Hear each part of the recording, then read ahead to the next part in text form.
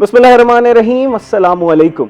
Welcome करते हैं आपको इस शो में जिसका नाम है रूही एट 10 और मैं हूं आपका मेज़बान तिहामाज़। नाज़रीन, उम्मीद करते हैं कि आपके दिन का आगाज़ जो है वो अच्छा हुआ होगा।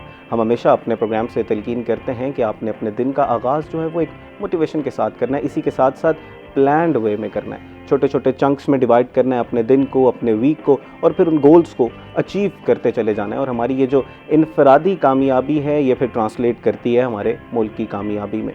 अब इस कामयाबी को अचीव करते हुए, अपने गोल्स को अचीव करते हुए, हमने ये नहीं भूल जाना कि यार हमने एक दिन अल्लाह को जाके भी जवाब देना है। किसी का हक नहीं मारना, चोरी नहीं करनी, डकैती नहीं करनी, डाका नहीं डालना, बुग्स, कीना, इस सारी चीज़ों से बचते हुए अपने गोल्स को अचीव करते चले जाना है और अपने मुल्क व कौम की तरक्की में छोटा सा हिस्सा अपना लाजमी तौर पर डालना है। नाज़रीन, अब अपने मौजू की तरफ चलते हैं। आज हम थोड़ी सी लोकल पॉलिटिक्स के हवाले से गुफ्तगू करेंगे। PP 214 का रुख करते हैं।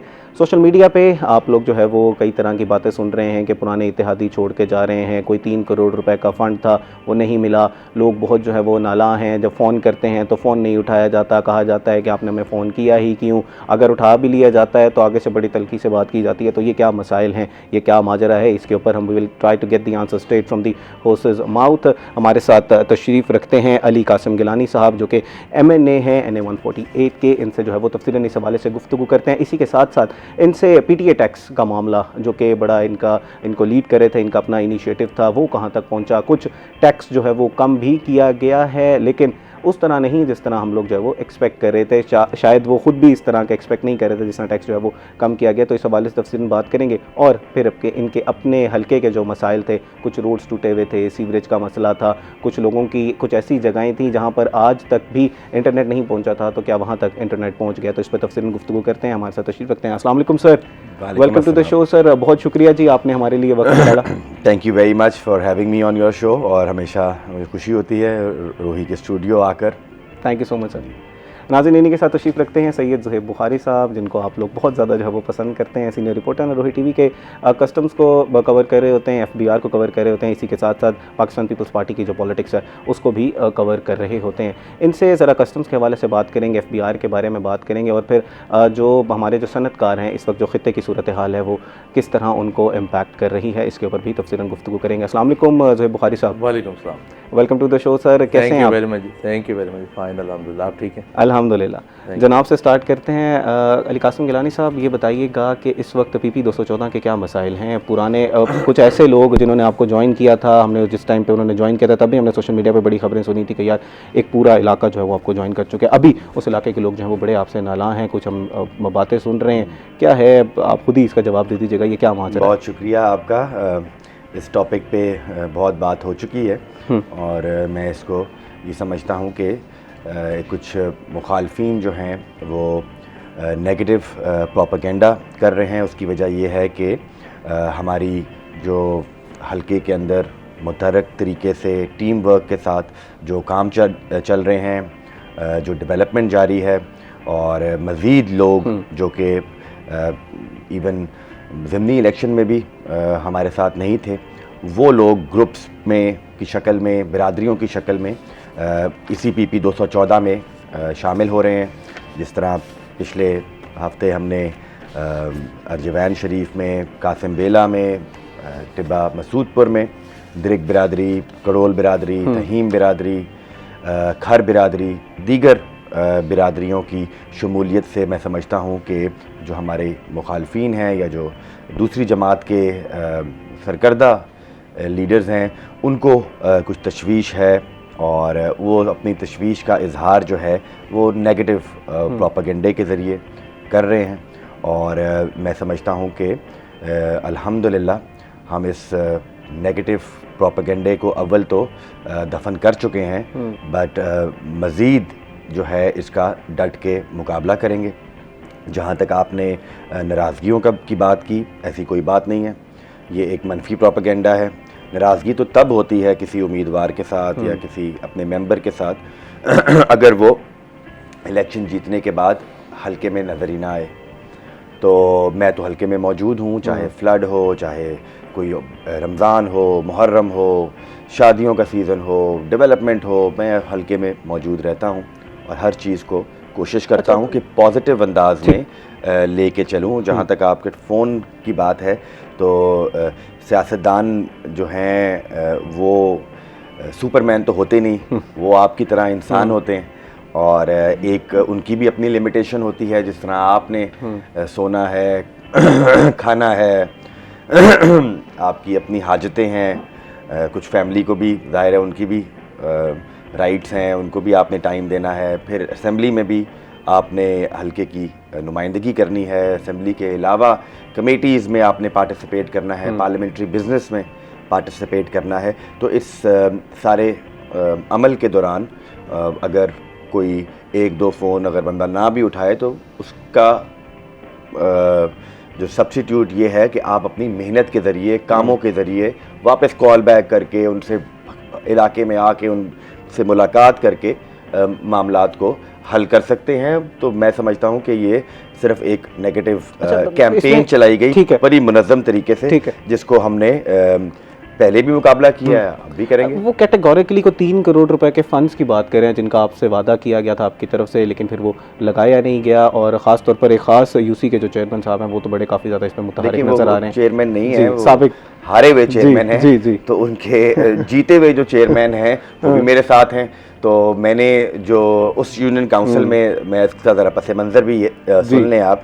पस मंज़र ये है कि चूँकि मेरा ज़मनी इलेक्शन था और मैं ना सिर्फ पाकिस्तान पीपल्स पार्टी का बल्कि हुकूमती जमात पाकिस्तान मुस्लिम लीग नवाज़ का भी मुत्तफ़िका उम्मीदवार था। तो मेरी कश्ती के ऊपर बहुत से लोग सवार थे और कुछ ऐसे भी लोग सवार थे जिन्होंने कभी भी ना पीपल्स पार्टी को ना कभी गिलानी ख़ानदान को वोट दिया, वो भी ज़मनी इलेक्शन में मेरे साथ थे। तो इस पर्टिकुलर यूनियन काउंसिल में कोई अराउंड 17-18 लोग हैं जो कि मुख्तलिफ़ नोटेबल्स हैं, वो मेरे साथ हैं। तो मेरे जो 3 करोड़ रुपए का फ़ंड है वो मैंने इस यूनियन काउंसिल में अपनी टीम को दिया है और उन्होंने बहुत मुशावरत के साथ जो जो इम्पोर्टेंट चीज़ें थीं वो करवाई। आपको पता है कि सीवरेज का बहुत बड़ा मसला है मेरी कॉन्स्टिट्यूंसी में। यहीं से इसमें I just take 60 seconds, we have a caller with us, मैं कंप्लीट कर लूं।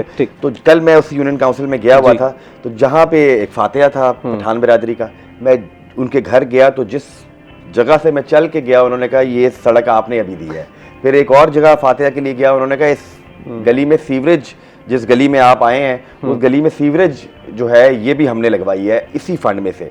तो काम होते हैं, जाहिर है इतना फंड जो कि जितना वज़ीर आज़म को मिलता था या जिसकी उम्मीद लोग रखते हैं कि कोई अरबों रुपए का फ़ंड आ जाएगा, मुझे तो उतना ही फ़ंड मिला जितना बाकी MNAs को मिला और वो इलाके पे लगा है। मुझे खुशी है कि बहुत अच्छे तरीके से मेरी टीम ने वो फ़ंड इस्तेमाल किया। जनाब इस वक्त हमारे साथ नाज़रीन कॉलर लाइन पर मौजूद हैं, उनका सवाल ले लेते हैं और उसके बाद फिर यहीं से डिस्कशन को जो है वो कंटिन्यू करेंगे। अस्सलाम वालेकुम जी, अपना नाम बताइएगा और सवाल कीजिएगा। सर मैं आफ्ताब खान नरवत बोल रहा हूँ, UC 78 टीका मसूद। जी जनाब। तो मैं सर से इस तो पहले जो है ना मैं अली कासिम गिलानी साहब को ना खराज तहसीन पेश करता हूँ। जो मुनाफी प्रोपेगेंडा हो रहा है उसको हमें हमारे गिलानी साहब जो MNA साहब मुंतखब है उन्होंने ये कहा कि आप जवाब ना दें। मैं ये रिक्वेस्ट करना चाहूंगा कि देखे हमारे यहाँ सेवरेज नीति एक आम मेरे जैसे वर्कर के कहने से 1 करोड़ रुपए की सेवरेज दी गई और वो तकरीबन कोई 350 फुट से भी ज्यादा थी, जो कि मेहंदीपुर में हमारा बहुत ज्यादा पेचीदा मसला था। उसके बाद हमें इन्होंने नादरा ऑफिस, हम शहर जाते थे, इन्होंने हमें नादरा ऑफिस दिया। दूसरा सैलाब में 15 दिन हमारे साथ आम वर्करों के साथ, गरीबों के साथ खड़े रहे। हमें राशन की मद में, हमें जो है ना दवाइयों की मद में, हमें जानवरों तक का चारा दिया गया जो कभी भी नहीं हुआ। हमें यहाँ 30 साल से ज्यादा अर्सा हो गया, कभी ऐसा नहीं हुआ कि जो है ना अली कासिम गिलानी साहब से पहले किसी ने जो है ना ये हमारी हेल्प। ठीक हो गया, thank you so much sir, आपका पॉइंट आ गया। बिल्कुल आप उसी बात को कोरबोरेट कर रहे हैं जो जनाब अभी बात कर रहे थे। ज़ोहैब बुखारी साहब आपको शामिल गुफ्तगू करते हैं पब्लिक रिप्रेजेंटेटिव्स। मैं वही सवाल सुन लीजिएगा। पब्लिक रिप्रेजेंटेटिव्स ने यही कहना होता है कि हम लोग जो है वो बहुत अच्छा काम कर रहे हैं, हमसे लोग जो है वो बहुत ज़्यादा खुश हैं। जो रिपोर्टर हजरात होते हैं, जो फील्ड पर होते हैं, उनको जो है वो सूरत हाल ज़्यादा बेहतर पता होती है। तो मैं चाहूँगा पहले ये माजरा एक्सप्लेन कर दीजिएगा और फिर इस वक्त जो लोगों का रद्द-ए-अमल है वो क्या है वो भी इस बारे में बता दीजिए। अच्छा, बिस्मिल्लाह, मैं बहुत अरसे से खासकर PP 214 की पॉलिटिक्स को जो है वो बड़ी बारीक बीनी से जो है वो देख रहा हूँ। आप कासिम गिलानी साहब सही कह रहे हैं, मैंने बस इनकी स्टेटमेंट भी सुनी थी कि 30 करोड़ का फंड गालिबन, अगर मैं गलत नहीं हूँ, एक MNA को जो है वो मिलता है। और एक MNA के नीचे 2 सूबाई हल्के होते हैं, PP 213 और PP 214। तो PP 213 में पीपल्स पार्टी का कैंडिडेट मौजूद नहीं है, वो एक और पार्टी का कैंडिडेट है, और मेरे ख्याल में वो शायद किसी वजह से वो सामने भी नहीं आते, और ना ही हमने उनकी कोई एक्टिविटी जो है वो ऐसी देखी, और ना ही उनको उस अंदाज में वो फंड्स भी मिलते हैं। तो जाहिर सी बात है, तो वो रिस्पॉन्सिबिलिटी वो MNA पे आती है कि आपने उन लोगों का भी जो है वो सोचना है, वहाँ के लोगों का भी सोचना है। कुछ मसाइल हैं पीपल्स पार्टी के, कुछ अपने लोगों के हवाले से भी कुछ मसाइल है, लेकिन होप्स हो कि वो मसाइल भी जो हैं वो बहुत जल्द जो है वो हल कर लिए जाएंगे। लेकिन अभी रिसेंटली अली पार्क की सड़क का जो है वो इफ्तिताह वहाँ पर किया है, वहाँ पर भी बड़ी आबादी जो है वो मौजूद है। उसके साथ साथ कासिम बेला में जब आप अंदर एंटर होते हैं तो वो लंगड़ियाल रोड है, वो रोड भी जो है वो बना है। उसके अलावा और भी बहुत सारे प्रोजेक्ट्स हैं इंडस्ट्रियल स्टेट के एरिया में, जहाँ पे भी बात कर रहे थे नरवा साहब, मेहदीपुर के इलाके में उस इनोग्रेशन में मैं खुद भी था। अच्छा, बहुत सारे इफ्तिताह के मौके पर मैं खुद भी वहाँ पर जो है वो मौजूद होता हूँ। तो वहाँ के लोग कहते हैं कि मतलब कि बहुत अरसे के बाद हमारा ये दरीना मुतालबा जो है, मतलब हमें कुछ भी नहीं चाहिए, जस्ट हमारा एक लिविंग स्टैंडर्ड आप बेहतर कर लें। लेकिन एक और चीज़ भी, इस चीज़ को भी हमें अवेयर करने की ज़रूरत है कि एक MNA का काम जो है वो कुछ सड़क बनाना नहीं है, ना ही उसने कुछ सीवरेज बनानी है। अपनी मोहब्बत से अगर वो खुद आवाम के दरमियान में जो है वो मौजूद है तो फिर ये एक और अलग बात है। तो वो लोग जो हैं वो एक उन्होंने कल्चर से डेवलप जो है वो किया हुआ है कि ये MNA ने जो है वो हमारा बिजली का बिल माफ़ कराना है, MNA ने जो है वो एक एक्शन को कॉल करनी है, MNA ने जो है वो एक SDO को कॉल करनी है। तो उसके बाद और भी बहुत सारे काम होते हैं। तो बहुत सारे ऐसी चीज़ें हैं, खासकर PP 214 में कुछ मसाइल हैं, और उम्मीद है कि कासिम गिलानी साहब या पाकिस्तान पीपल्स पार्टी जो है वो उसको जल्द एड्रेस करके और उसको भी जो है वो पाए तक जो है वो ठीक है। अच्छा ज़ैब बुखारी साहब, इसी मौजू पे जो है वो कासिम गिलानी साहब से मज़ीद जो है वो गुफ्तगू करते हैं। थोड़ी सी कस्टम्स और FPR के ऊपर थोड़ी सी गुफ्तगू कर लेते हैं। इस वक्त जो खित्ते की सूरत हाल है उसको देखते हुए जो हमारा सनतकार है, लोकल जो सनतकार है, वो किस तरह देख रहा है, वो बर्दाश्त कर पाएगा इस पूरे सूरत हाल को? अगर अभी जो कॉस्ट ऑफ जो हमारे फ्यूल की कॉस्ट है वो अगर बढ़ती है तो फिर उससे किस तरह कोप अप करेगा वो? अच्छा, गुज़िश्ता 2 रोज़ पहले मेरी मियाँ बख्तावर तनवीर शेख साहब से बात हो रही थी, प्रेसिडेंट है मुल्तान चैम्बर के और प्रेसिडेंट इंडस्ट्रियल स्टेट भी हैं, बड़े एनर्जेटिक से नौजवान ही कहेंगे उनको, तो कासिम भाई के भी दोस्त हैं वो। तो उनसे मेरी बात हो रही थी, वो भी काफ़ी परेशान थे। मतलब कि वो उन सनतकारों में आते हैं कि अगर वो बड़ा लॉस भी हो जाए तो वो उसको बेयर कर सकते, इतनी कैपेसिटी है उनकी। लेकिन इस टाइम जो सूरत हाल वो ऐसी है कि क्योंकि मार्केट में तेल मौजूद नहीं है, जब रॉ मटेरियल मौजूद नहीं है तो आप इंडस्ट्री नहीं चला सकेंगे। ठीक, तो इंडस्ट्रीज़ के इस वक्त काफ़ी मसाइल जो हैं वो हमें जो है वो देखने में आ रहे हैं, और इंडस्ट्रीज पहले भी बहुत सारे मसाइल का सामना कर रहा था। अगर हम शरह सूद को देख लें, जो हमारे शरह सूद है वो भी गुज़िश्ता 8 महीने से 10.5% पर जो है वो मौजूद है। और उसके अलावा बिजली की कीमतें हैं। कॉलर हमारे साथ लाइन पर मौजूद हैं, उनका जो है वो सवाल ले लेते हैं पहले, फिर इसी बात को यहीं से जो है वो कंटिन्यू कीजिएगा। ज़ैब साहब अस्सलाम वालेकुम जी, अपना नाम बताइएगा और सवाल कीजिएगा। मैं अहमद बात कर रहा हूँ 92 नवापुर से। जी अहमद साहब। मेरा मखदूम सैयद अली कासिम गिलानी साहब को पहले तो मैं उनको अप्रिशिएट करना चाहता हूँ। मेरा इनकी पार्टी से ताल्लुक नहीं है, लेकिन जिस दिन से इन्होंने अमली सियासत में कदम रखा है तो हमारे हल्के में जो खिदमात सिलाब से लेकर आज तक ये कर रहे हैं, इससे पहले किसी ने नहीं की। जैसे कि मैं समझता हूँ स्पोर्ट्स कम्प्लेक्स है, और इसके अलावा PDF टैक्स के हवाले से उनका जो इक़दाम है, बिल्कुल, नौजवानों के हवाले से, रोजगार के हवाले से उनके जो इक़दाम हैं, ये सब अप्रिशिएटेबल हैं। लेकिन अफसोस होता है कि जब मुखालिफिन इनकी सियासत से घबरा कर इन पर झूठा प्रोपेगेंडा कर रहे हैं। मेरा मखदूम साहब से ये सवाल है कि आप खिदमत कर रहे हैं, लोगों की मदद कर रहे हैं, इसके बावजूद भी लोग आप पर तनकीद कर रहे हैं, तो इसका आप जवाब क्यों नहीं देते उनको? आप क्यों लोगों को, अपने वर्कर्स को ये नहीं कहते कि वो इनके झूठे प्रोपेगेंडे का काउंटर करें? जनाब बहुत शुक्रिया जी, वही कोशिश कर रहे हैं कि उनका जवाब जो है वो ले लें। उसी पे बड़ी सैरासिल हमारी गुफ्तगू भी हुई, बड़ा तफसील उन्होंने जवाब भी दिया। बहरहाल sir once and for all मैं सम अप कर दीजिएगा। कर देता हूँ कि मैं अपने वर्कर्स को, अपनी पार्टी की सपोर्टरान को, आपके चैनल की वसादत से सिर्फ यही कहना चाहता हूँ कि हमने किसी भी प्रोपेगेंडे का, किसी भी मनफी कैंपेन का जवाब अपनी ज़बान से नहीं देना, और हमने अपनी मेहनत से, अपनी कारकर्दगी से, अपने अवामी राब्ते के साथ इस प्रोपेगेंडे को हमने दफन करना है, और इंशाल्लाह ताला ये हो जाएगा। बस मैं ज़ुहैब की बात को आगे 30 सेकंड्स में मुकम्मल करूं कि जितने भी मसाइल आपको नज़र आते हैं जो कि एक MNA की ज़िम्मेवारी समझी जाती है, ये मसाइल जो हैं बहुत आसानी से हल हो सकते हैं। बिल्कुल, with a powerful, financially autonomous local government और अगर बल्दियात का निज़ाम इस सूबे में आ जाए तो मैं समझता हूँ बहुत सारा लोड जो है वो मेंबरान से हट कर और जो लोकल क़यादत है वहाँ तक आ जाएगा। गली की सफाई करानी है, कोई आपने सीवरेज डलवानी है, छोटे मोटे मसाइल आपकी डेवोल्यूशन के पार के हमेशा पीपल्स पार्टी जो है वो बात करती है। 18th अमेंडमेंट इसकी प्राइम एग्जांपल है। इसके ऊपर ज़रा फिर थोड़ी सी तफसीलन बात कर लेते हैं, लेकिन जब भी हम डेवोल्यूशन पार की बात करते हैं तो ये आपके MNAs पे ही इल्ज़ाम आता है कि यार ये फंड्स जो है वो नीचे नहीं लाना चाहते, ये जो है वो फाल नहीं करना चाहते। जो हमारी लोकल गवर्नमेंट है इस पर थोड़ी सी गुफ्तगू कर लेते हैं। आपने जो है वो पॉइंट इस पर छेड़ दी। अभी वक्त हुआ एक ब्रेक का। नाज़रीन, ब्रेक के बाद इसी मौजू पर थोड़ी सी गुफ्तगू कर लेते हैं, हमारे साथ रहिएगा। वेलकम बैक नाज़रीन। ब्रेक पर जाने से पहले मैंने सईद ज़ुहैब बुखारी साहब से एक सवाल किया था कि जो सनतकार है वो काफ़ी ज़्यादा परेशान है इस पूरी ख़ित्ते की सूरत हाल को लेकर। अब सिर्फ सनतकार नहीं, हर कोई परेशान है। जो इंटरनेशनल पॉलिटिक्स को देखते हैं, जो डिफेंस एनालिस्ट हैं, इंटरनेशनल रिलेशंस एक्सपर्ट हैं, वो ये कह रहे हैं अगर ये जंग थोड़ी सी मज़ीद तूल पकड़ती है तो we are on the brink of World War III। और इस तरह की जो सूरत हाल होती है वो हमारे जैसे डेवलपिंग कंट्रीज़ को बहुत ज़्यादा इम्पैक्ट करती है। हम देख रहे हैं कि इन्फ्लेशन जो है वो स्काई रॉकेट कर रही है, जो फ्यूल प्राइसेस हैं, एनर्जी प्राइसेस हैं, वो बहुत ज़्यादा हो चुकी हैं। तो यहाँ पर लोग जो हैं वो बड़े परेशान हैं, डिसइल्यूशन्ड हैं। उनको समझ नहीं आ रही कि आगे हमारे साथ क्या होगा। तो जो पॉलिटिशियंस हैं उनकी तरफ लोग जो देख रहे होते हैं, क्योंकि उनके पब्लिक रिप्रेजेंटेटिव होते हैं, लोगों को उनसे होप होती है। तो कासिम गिलानी साहब से थोड़ी सी सवाल से बात कर लेते हैं कि इस वक्त हुकूमत का किरदार बड़ा अहम है, बड़ा खुशाइंद है कि पाकिस्तान इस वक्त सेंटर स्टेज पर है।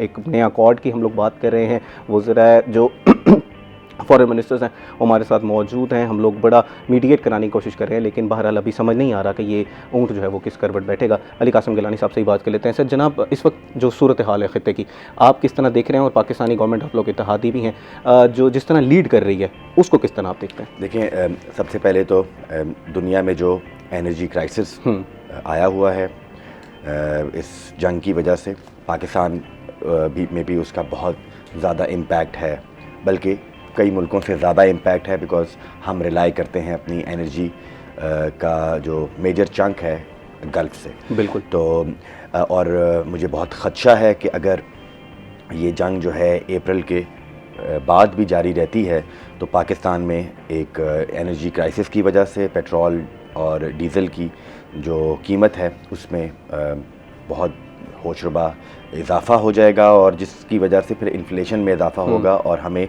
आवाम को बहुत मुश्किलात का सामना करना पड़ेगा। तो अल्लाह से मेरी ये दुआ है कि इस जंग का ख़ात्मा होना चाहिए, टेंशन्स को कम होना चाहिए, स्ट्रेट ऑफ हॉर्मोज़ को जो है खोल देना चाहिए।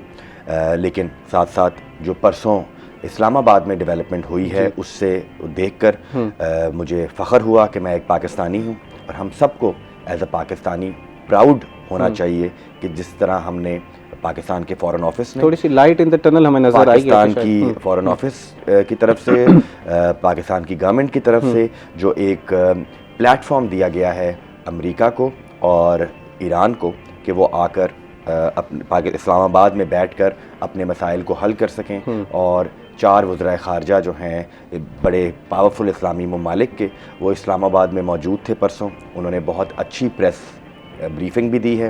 तो इससे देख के एक हमें होप मिली है, और पहली मर्तबा इस जंग में अगर इसकी ख़ात्मे की तरफ अगर कोई प्रैक्टिकल अमल हुआ है तो वो इस्लामाबाद में हुआ है।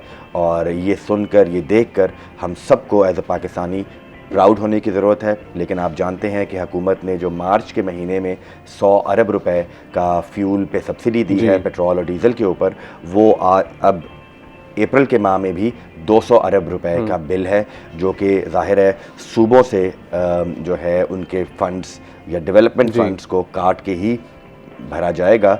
लेकिन उम्मीद करता हूँ कि ये जो आने वाला जुम्मा है इस पे सुन रहे हैं कि शायद पेट्रोल की कीमत और डीज़ल की कीमत जो है वो बढ़ सकती है। अल्लाह खैर करे, और हम दुआगो हैं कि ये जंग जो है क्योंकि लंबे पीरियड के लिए सब्सिडी को जो है वो सस्टेन नहीं किया जा सकता। इवेंचुअली आप गवर्नमेंट को पास ऑन करना पड़ेगा जो पब्लिक है उसकी तरफ, उसमें फिर एक रद्द-ए-अमल आएगा। आप क्योंकि इत्तेहादी हैं, पीपल्स पार्टी की जो नेशनल पॉलिटिक्स की थोड़ी सी बात कर लेते हैं, तो उसको फिर किस तरह देख रहे हैं? तो आवाम को समझाना किस तरह है कि यार ये जो सूरत हाल हो रही है इसमें कुछ ना कुछ हमें भी बर्दाश्त करना पड़ेगा। देखिए, आवाम जो है क्योंकि एक तो रद्द-ए-अमल तो आएगा लाजमी तौर पर, इन्फ्लेशन का रद्द-ए-अमल आवाम को भी मालूम है कि एक अनयूजुअल सर्कमस्टांसेस बने हुए हैं और ये जंग जो है वो सिर्फ 2 मुल्कों तक महदूद नहीं रही। ये जंग जो है रीजनल लेवल पे और उसके बाद पूरी बैनुल-अक़वामी लेवल तक फैलती जा रही है। और इसमें हम ये कहेंगे हुकूमत को कि जो इंटरनेशनल प्राइसेस तेल की जिस तनासब से इंटरनेशनल मार्केट में बढ़ी हैं, हुकूमत को भी उसी तनासब से बढ़ाने की ज़रूरत है। उससे ज़्यादा अगर प्राइसेस बढ़ेंगी तो आवाम का एक रद्दमल जो है वो लाजमी आएगा। नाज़रीन, इस वक्त हमें कॉलर ने ज्वाइन किया है, उनका सवाल ले लेते हैं उसके बाद फिर डिस्कशन को यहीं से कंटिन्यू करेंगे। अस्सलाम वालेकुम जी, अपना नाम बताइएगा और सवाल कीजिएगा। वालेकुम सलाम जी, मेरा नाम मोहम्मद हसीब है, मैं यूनियन काउंसिल नवापुर से बात कर रहा हूँ। जी हसीब साहब। तो मैं ये कहना चाहता हूँ कि हमारे जो MNA हैं सैयद अली कासिम गिलानी साहब, उन्होंने सैलाब के दिनों में बहुत काम किया। इसमें जानवरों की खुराक, इंसानों के लिए राशन, उसके अलावा साफ पानी की सहूलियात, और सबसे जो इन्होंने हमारे इलाके पे एहसान किया है वो वीरा बस सर्विस का रूट मंसूब करवा के किया है। तो पहले इसका रूट जो है वो नवाबपुर पुल अड्डे तक था, तो उसके बाद उससे 1 किलोमीटर के फासले पे है डिग्री कॉलेज। तो वो क्योंकि रोड की हालत काफी खस्ता थी, तो मखदूम साहब ने उस रोड की मंजूरी करवा के और अब उस रोड पे काम भी हो रहा है, जो कि इंशाल्लाह जल्द ही कंप्लीट हो जाएगा। तो उसके बाद वीडा बस सर्विस की जो सहूलत है वो डिग्री कॉलेज फॉर वुमेन जो है वहां तक हो जाएगी। तो इससे काफी बच्चियों को सहूलत होगी आने जाने में, जो उन्हें दिक्कत का सामना करना पड़ता था। तो हम सब मखदूम साहब के शुक्रगुजार हैं कि उन्होंने ये मेहरबानी की है। उसके अलावा साफ पानी के प्लांट नवापुर में लगाए गए हैं, अभी 1 हफ्ता पहले उसका भी इफ्तिताह हुआ है। तो हम चाहते हैं कि ये जो मनफी प्रोपेगेंडा हो रहा है इनके खिलाफ, उसका फिलफौर और भरपूर जवाब दिया जाए। ठीक हो गया। Thank you so much sir for calling us. और नाज़रीन, अगर आपके कोई मसाइल हैं, किसी हवाले से मज़ीद भी आप लोग बात करना चाहते हैं, कुछ जो ओपोनेंट्स हैं जो वो अगर कोई बात करना चाहते हैं, तो आपकी स्क्रीन पर नंबर चल रहे हैं, आप लोग सवाल कर सकते हैं। अली कासिम गिलानी साहब हमारे साथ मौजूद हैं, वो आपका बिल्कुल खंदा पेशानी से जवाब जो है वो देंगे। अभी तक भी बड़ा बेहतरीन तरीके से हर सवाल जो उनके सामने किया जा रहा है उसका जवाब दे रहे हैं। अच्छा जनाब, हम लोग इंटरनेशनल पॉलिटिक्स के ऊपर थोड़ी सी हम डिस्कशन कर रहे थे। ज़ाती तज्ज़िया में अब आपका जानना चाहूँगा, क्या देख रहे हैं कि कुछ हल निकलेगा? क्योंकि सुनने में आ रहा है कि शायद रीजन के और कंट्रीज़ भी इसमें इन्वॉल्व हो जाएं, तो आप इसको कहाँ जाते हुए देख रहे हैं? ज़ाती तज्ज़िया। जी, मेरा ज़ाती तज्ज़िया ये है कि जो अमेरिका के सदर हैं वो डेस्परेट हुए हैं, वो चाहते हैं कि ये जंग किसी तरह ख़त्म हो। और जो हमारे दीगर मुस्लिम ममालिक हैं, जिसमें हमारी साउथ पंजाब की जो कि मैं नुमाइंदगी करता हूँ, तो हमारी बहुत सारे भाई बच्चे गल्फ़ कंट्रीज़ में मुलाजमत के लिए गए हुए हैं, वर्कर्स हैं, हार्ड वर्कर्स हैं। अगर खुदा न खास्ता सऊदी अरेबिया में, बहरीन में, कतर में, UAE में माशी हालात ख़राब होते हैं, तो पाकिस्तान के लिए ये एक बहुत बड़ा मसला है। बिल्कुल। उसकी वजह यह है कि हमारे पास उन नौजवानों को, उस वर्क फोर्स को पाकिस्तान में केटर करने के लिए जॉब्स नहीं हैं। और वो पाकिस्तान को ना सिर्फ एक बोझ कम करते हैं हमारा, बल्कि रेमिटेंस भेज के इकॉनमी में भी पार्टिसिपेट करते हैं। और अगर खुदा न खास्ता वहाँ हालात ख़राब होते हैं तो पाकिस्तान के ऊपर इसका इम्पैक्ट नेगेटिवली आएगा।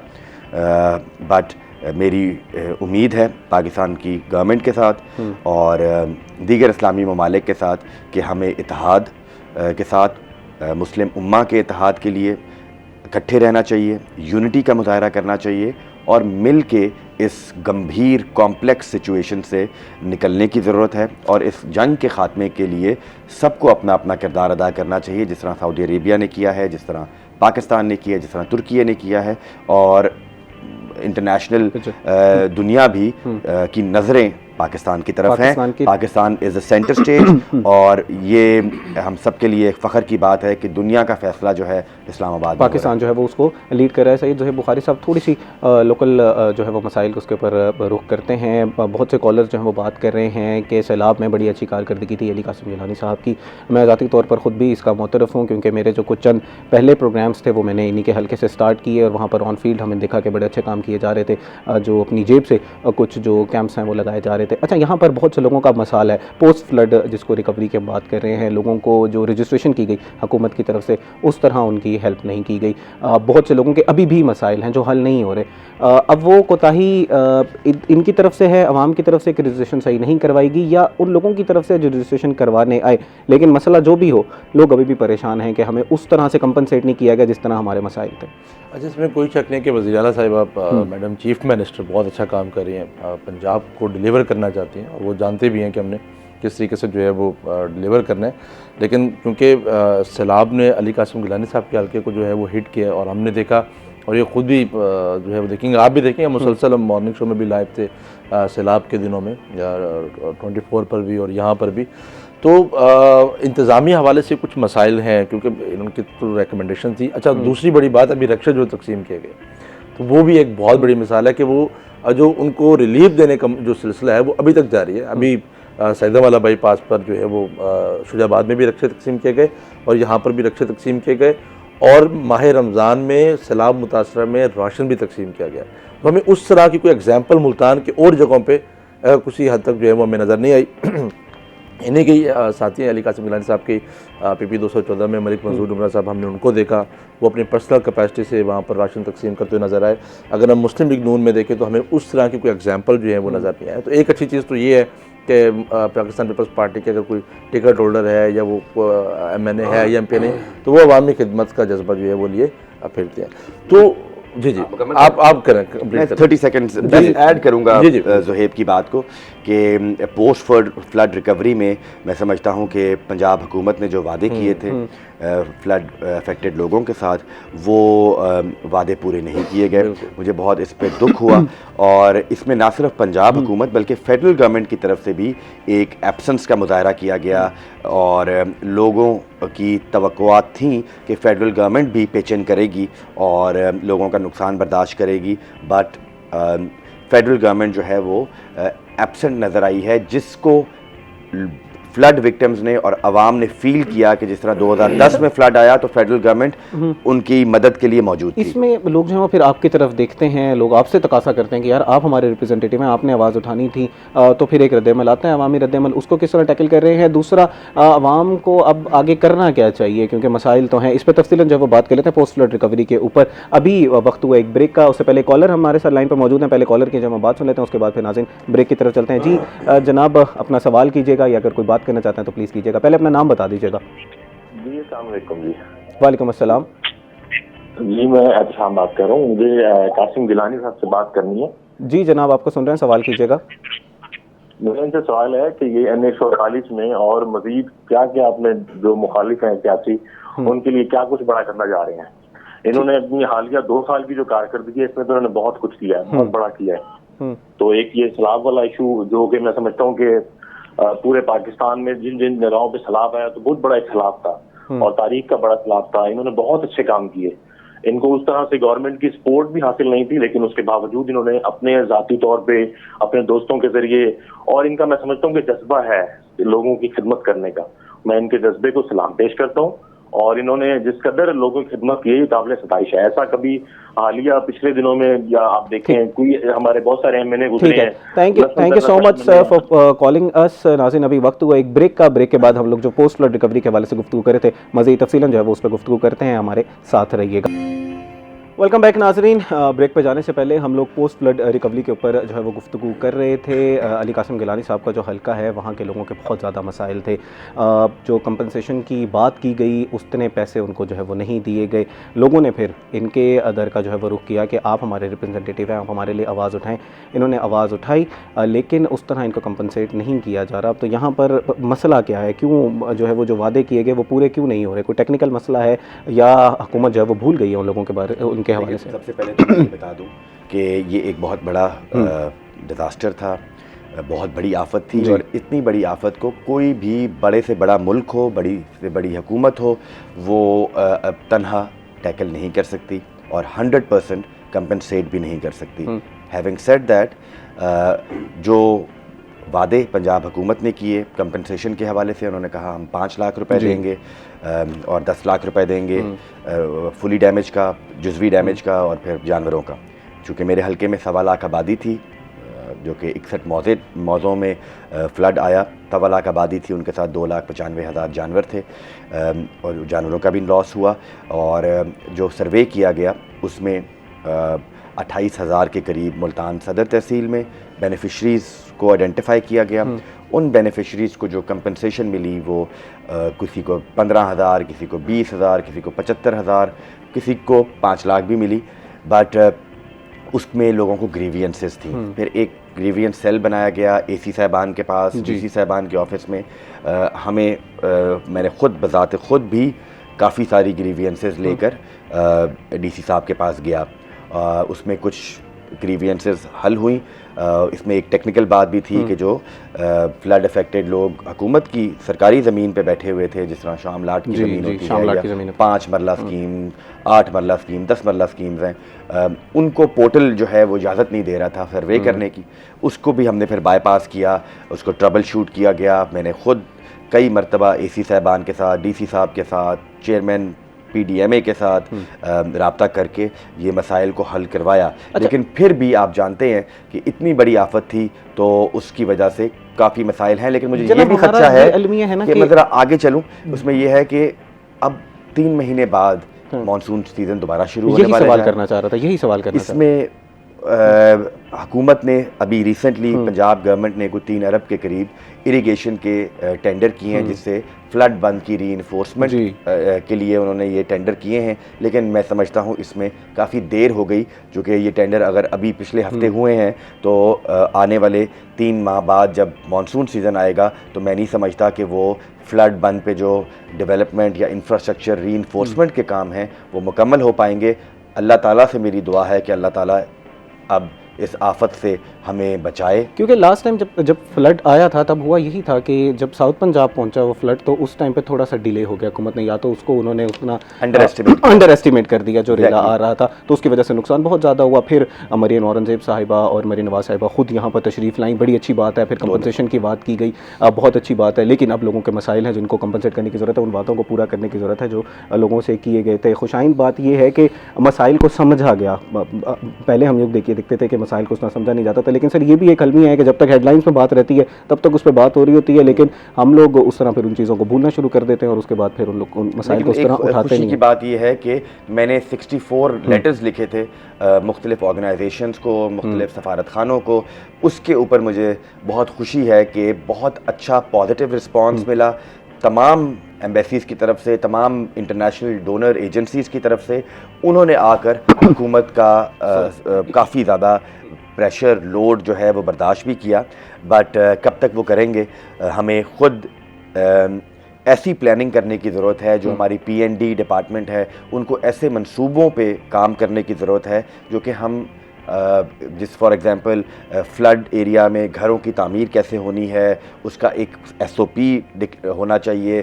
फ्लड बंद से में के करीब या जो कच्चे के इलाके में लोग रहते हैं उनको किस तरह हमने अर्ली वार्निंग देनी है NDMA की तरफ से, किस तरह हमने मोबाइल फ़ोन का, स्मार्टफोन का इस्तेमाल करके फ्लड इफ़ेक्टेड लोगों को या किसानों को, फार्मर्स को एक अर्ली वार्निंग मौसम के हवाले से, क्योंकि आप जानते हैं क्लाइमेट चेंज की वजह से ग्लेशियर मेल्टिंग है, रेनफॉल जो है उसका।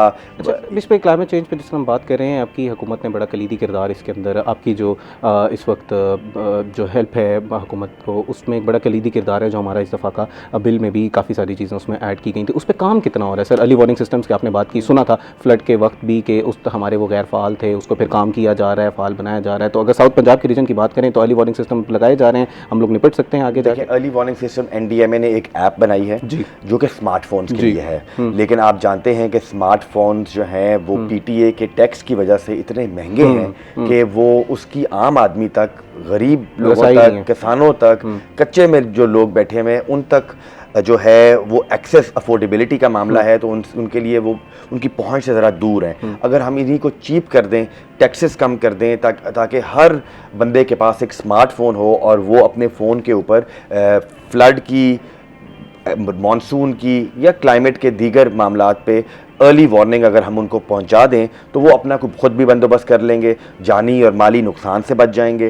तो बट इसमें आप जानते हैं कि एक जो पॉलिसी है हुकूमत की वो बीच में आ रही है। इस पे जो है वो तफसीलन जो है गुफ्तगू करते हैं। अली कासिम गिलानी साहब, इसको आप खुद भी लीड कर रहे थे, कुछ टैक्स जो है वो कम किया गया, कुछ टैक्स मॉडल्स जो हैं वो हमें मार्केट में अब नज़र आ रहे हैं मोबाइल फ़ोन्स के, वो क्या हैं, क्या टैक्स जो है वो कम किया गया था, तवक्कुआत कुछ और थी अवाम की, शायद हमारे मोबाइल फ़ोन्स जो हैं वो सस्ते होना शुरू हो जाएंगे, लेकिन इस तरह नहीं हुआ। मैं ज़रा ज़ोहैब बुखारी साहब की तरफ जो है वो आना चाह रहा हूँ। थोड़ा सा कस्टम्स पे बात कर लेते हैं, पॉलिटिक्स में हम लोग काफ़ी ज़्यादा जो है गुफ्तगू कर रहे थे। कस्टम्स की तरफ से कार्रवाइयाँ की जा रही हैं जी पूरे शहर में, और पकड़ धकड़ जारी है नज़र आ रहा है, और टैक्स कलेक्शन के ऊपर भी बहुत ज़्यादा काम किया जा रहा है। एक तो ज़ाती तज्ज़िया दीजिएगा पहले कि आप किस तरह देखते हैं इन सारी कार्रवाइयों को, अवामी रद्द-ए-अमल क्या है, दूसरा कहाँ कहाँ कार्रवाइयाँ की, थोड़ी सी डिटेल भी हमें बताइएगा। अच्छा, इस वक्त जो चेयरमैन FBI उनकी जानिब से जो है वो एक कैंपेन जो वर्ल्ड कंट्री वाइड है वो ये है कि आपने जो नॉन कस्टम पेड सिगरेट्स हैं, ये नॉन टैक्स पेड सिगरेट्स हैं, उनको आपने जो है वो पूरी तौर पर शहर में कहीं पर भी फ़रोख्त हो रही है, इवन कि वो पान शॉप पे फ़रोख्त हो रही है या कहीं पर भी फ़रोख्त हो रही है। अभी रिसेंटली हमने कुछ कार्रवाइयाँ कस्टम के साथ, मैं खुद भी मौजूद था, हमने सईदावाला बाईपास पर की हैं, हमने मॉडल टाउन के एरिया में की हैं, हमने कुछ टक शॉप्स पर कार्रवाइयाँ की हैं। वहाँ से हमने लाखों रुपए मालियत के जो सिगरेट्स हैं मुख्तलिफ कंपनीज़ के, वो हमने जो है वो जब्त किए। अभी कल एक ऑक्शन भी कस्टम मुल्तान में जो है वो हुई है, जिसमें 15 करोड़ पे 15 करोड़ गालबन में फिगर थोड़ा सा बोल रहा हूँ, उससे बहुत ज़्यादा लोगों ने जो है वो कस्टम में अपने जो है वो नीलामी में जो है वो हिस्सा लिया, जिसमें गालबन कुछ 3 मर्सिडीज़ गाड़ियाँ जो हैं वो ऑक्शन में मौजूद थी। इसके साथ साथ 23 मज़ीद गाड़ियाँ थी जिसमें मुख्तलिफ कंपनीज़ की गाड़ियाँ थी। इस तरह की जो कार्रवाइयाँ, फिर चांदी स्मगलिंग पर जो है वो बड़ा एक्शन जो है वो कस्टम की जानिब से किया गया। उसमें भी जो है वो मुख्तलिफ मकामात से, ख़ासकर जो आपका मुल्तान का एंट्री और एग्जिट पॉइंट है, वहाँ पर जो है वो कार्रवाइयाँ की गई हैं। पेट्रोलियम मसनूआत पर कार्रवाइयाँ जो हैं वो की गई हैं। जो डीजल पकड़ा जा रहा है बहुत बड़ी भारी मकदार में, तो कस्टम जो है वो इस तरीके से अपनी कार्रवाइयाँ कर रहा है। दूसरा, अगर हम RTO पे आ जाते हैं, रीजनल टैक्स ऑफिस पर आ जाते हैं, तो वहाँ पर कल जब मैं चीफ कमिश्नर साहब के साथ जब बैठा था, चाय पर एक मुलाकात की हमने, तो वो यही था कि अगर यही सूरत हाल जो है वो बरकरार रही मशरिक़ वस्ती के हवाले से, क्योंकि कोई एक्सपेक्ट नहीं कर रहा था कि 1 हफ्ते से ज़्यादा ये जंग जाएगी, बिल्कुल, लेकिन अब वो जंग जो है वो आगे चली गई है। तो अब क्योंकि प्राइम मिनिस्टर साहब की तरफ से एक कैंपेन है कि आपने कफ़ायत शुमारी से जो है वो चलना है, पेट्रोल जो है वो कम किया गया है, गाड़ियाँ जो प्रोटोकॉल की थी उनको कम किया गया। तो जो उनको जो मसाइल का सामना है वो टैक्स कलेक्शन के हवाले से, कि आने वाले दिनों में जो टैक्स कलेक्शन है, जो टैक्स टारगेट्स हैं वो कम हो सकते हैं, क्योंकि एनफोर्समेंट टीम नहीं होंगी, गाड़ियाँ आप जो है वो नहीं निकाल सकेंगे, तो जो आपकी टैक्स कलेक्शन टीम्स हैं, जो इन्फोर्समेंट की टीम है, वो काम नहीं कर सकेंगे। तो थोड़ा सा इशू जो है वो यहाँ पर भी फेडरल बोर्ड ऑफ रेवेन्यू को जो है वो देखने में आ रहा है। तो इसी हवाले से जो सिगरेट्स, बिल्कुल टैक्स GDP रेशो हमारा सबसे बड़ा मसला है, जिसके ऊपर IMF भी देख रहा है। हमें टारगेट्स जो है वो दिए गए हैं जो हमने अचीव जो है वो करने हैं। उम्मीद करते हैं कि ये सूरत हाल जो है वो थोड़ी सी जो है वो बेहतर हो। उसके बाद हम लोग जो हमने जो स्टेबिलिटी देखी थी, जिसको कुछ इकोनॉमिस्ट जो है वो पीक स्टेबिलिटी पाकिस्तान की कह रहे थे, और उसके बाद फिर हमने ग्रोथ का साइकिल तय करना था, वो हमने अचीव कर ली थी। लेकिन फिर अब अनफॉर्चुनेट जो सर्कमस्टांसेस हैं उससे हम लड़ने में कामयाब हो जाए। नाज़रीन, अभी वक्त हुआ एक ब्रेक का। ब्रेक के बाद ज़रा जो PTA टैक्स है उसके ऊपर जो है वो गुफ्तगू कर लेते हैं। अभी वक्त हुआ ब्रेक का, हमारे साथ रहिएगा। वेलकम बैक नाजरीन। ब्रेक पर जाने से पहले हम लोगों ने एक हल्का सा पॉइंट को टच किया था, जिसमें हम PTA टैक्स के हवाले से बात कर रहे थे। उस मौजू पे मज़ीद जो है वो तफसीलन गुफ्तगू करते हैं। हमारे पास वक्त थोड़ा कम है, तो मैं चाहूँगा ज़रा ब्रीफली जनाब कमेंट करते हैं। उससे पहले कॉल ले लेते हैं हम लोग। अस्सलाम वालेकुम जी, अपना नाम बताइएगा और सवाल कीजिएगा। मोहम्मद मुश्ताक बात कर रहा हूँ, लिंकनपुर अनायतपुर मोहता से। जी जनाब, सवाल कीजिएगा। तो मेरा सवाल ये है कि MNA साहब इधर मौजूद हैं, तो उनसे मैं रिक्वेस्ट ये पूछना चाहूँगा कि ये जो इस्लाम मुतासरीन है, इन्होंने उनके लिए बहुत काम किया है। आप नहीं किया जब सैयद यूसुफ रज़ा गिलानी साहब वज़ीर आज़म थे, तो उस वक्त भी ये हमारे जो MNA हैं, तो उस वक्त हमारे पास आए थे कश्तियों में बैठकर। तो मैं ये पूछना चाहूँगा कि मुस्तकबिल की कोई प्लानिंग है इनकी अपने हल्के, क्योंकि इनकी सबसे ज्यादा यूनियन काउंसिल जो है वो सलाब में है, बंदोसर से लेके शेरशाह तक। बहुत शुक्रिया जी, आपका सवाल हमने ले लिया सर। प्लीज ब्रीफली कमेंट कीजिएगा। इनका बहुत शुक्रिया। फ्लड के अलावा भी मैंने अपने हल्के में काम किए हैं। बस ये है कि कुछ बस्तियां ऐसी हैं जो बिल्कुल दरिया के मन पे हैं, बिल्कुल दरिया के किनारे पे हैं, और मुस्तकिल कटाव की वजह से वो बस्तियां जो हैं वो गिर रही हैं, दरिया बुर्द हो रही हैं, ज़मीनें काफ़ी ज़रख़ेज़ ज़मीनें जो हैं वो ज़ाया हो रही हैं। तो उसके तदारुक के लिए मेरी अपील है आपके चैनल की वसादत से, इरिगेशन मिनिस्टर से, इरिगेशन डिपार्टमेंट से, कि काइंडली अगर हमें एक स्पेशल फ़ंड देकर दरियाए चनाब के कटाव को रोकने के लिए हमें छोटे छोटे अगर आप सपर दे दें, छोटे छोटे हमें आप इन्फोर्स बंद दे दें, ताकि ये जो कटाव से बस्तियां गिर रही हैं, लोगों के घर गिर रहे हैं, मसाजिद गिर रही हैं, ये इस पे को कमी आ सके। और जहाँ तक आपका PTA की बात की, तो मैं इस पे ज़रूर बात करना चाहता हूँ कि FBR ने, PTA ने और फाइनेंस मिनिस्ट्री के जो टैक्स पॉलिसी ऑफिस है, उन्होंने फाइनेंस मिनिस्ट्री जो स्टैंडिंग कमेटी ऑन फाइनेंस, जिसमें मैं ये अपना मुद्दा लेके गया, और मुझे बहुत खुशी है कि chairman FBR, secretary chairman PTA और सेक्रेटरी फाइनेंस मौजूद थे, और उन तीनों ने एडमिट किया हमारा मौक़िफ़, और उन्होंने कहा कि वाकई ही मोबाइल फ़ोन एक ज़रूरत है और एक लग्जरी नहीं है, जिसको मैं चाहता था कि इसको लग्जरी से हटाकर इसको नेसेसिटी आइटम्स में, ज़रूरी आइटम्स में शिफ्ट किया जाए, ताकि उसकी जो टैक्स ब्रैकेट है वो कम हो जाए। और अब चूँकि उन्होंने मार्च का महीना मांगा था जॉइंट स्टडी करने के लिए, कि हम क्योंकि कई मॉडल्स होते हैं फ़ोनों के, कई डिफरेंट कंपनियां हैं जो मोबाइल फ़ोन्स बनाती भी हैं, इंपोर्ट भी उनके होते हैं, तो उनके ऊपर उन्होंने हमें कहा कि हमें तफसीली स्टडी का मौका दें, 2 माह दें, ताकि हम हर मोबाइल की जो कस्टम वैल्यू है उसको तब्दील करके उसको कम करें, ताकि जो कस्टम वैल्यू जिसके ऊपर टैक्स चार्ज हो रहा है वो कम हो। मुझे खुशी है और मैं वेलकम करता हूँ कि जो गवर्नमेंट ने और FBR ने iPhone 15 या उसके सिमिलर मॉडल के जो दीगर कंपनी सैमसंग या हवावे के जो दीगर मॉडल्स हैं उस पे उन्होंने टैक्सेस में वो कमी लेके आए हैं। लेकिन जो ब्रांड न्यू मॉडल्स हैं जिसको हमारी यूथ इस्तेमाल करती है, जिसको हमारे फ्रीलांसर्स, हमारे जो IT एक्सपर्ट्स हैं या जो सोशल मीडिया एक्टिविस्ट हैं वो इस्तेमाल करते हैं, उनको कम करने की ज़रूरत है। लास्ट हमारे पास 30 सेकंड्स हैं, मैं चाहूँगा कि हम मिस कर गए IT पार्क, इसके ऊपर लाजमी तौर पर कमेंट कर दीजिएगा, and if you want to add something वो भी प्लीज़ ऐड कर दीजिएगा, और उसके बाद फिर जो हम रुखसत लेंगे। Last 30 seconds. अल्हम्दुलिल्लाह हमारे पास बिलावल भुट्टो ज़रदारी साहब की तरफ से दिया गया 1 अरब रुपए का फ़ंड मौजूद है। उस फ़ंड को हमने 1 अरब से बढ़ाकर अब 1.5 अरब रुपए किया है, और हमने प्रपोज़ल भी फेडरल गवर्नमेंट के साथ शेयर किया हुआ है, पाकिस्तान एयरफोर्स के साथ शेयर किया है, और सिमिलरली पंजाब गवर्नमेंट के पास भी हमारा प्रपोज़ल गया हुआ है कि हम इसको जॉइंट कोलैबोरेशन के साथ एक state of the art IT facility Multan में लेके आएँ। मुझे खुशी है कि IT के मिनिस्टर के साथ भी, मेरी AI के मिनिस्टर के साथ जो पंजाब के हैं उनसे भी बात हुई, डिस्कशन हुई।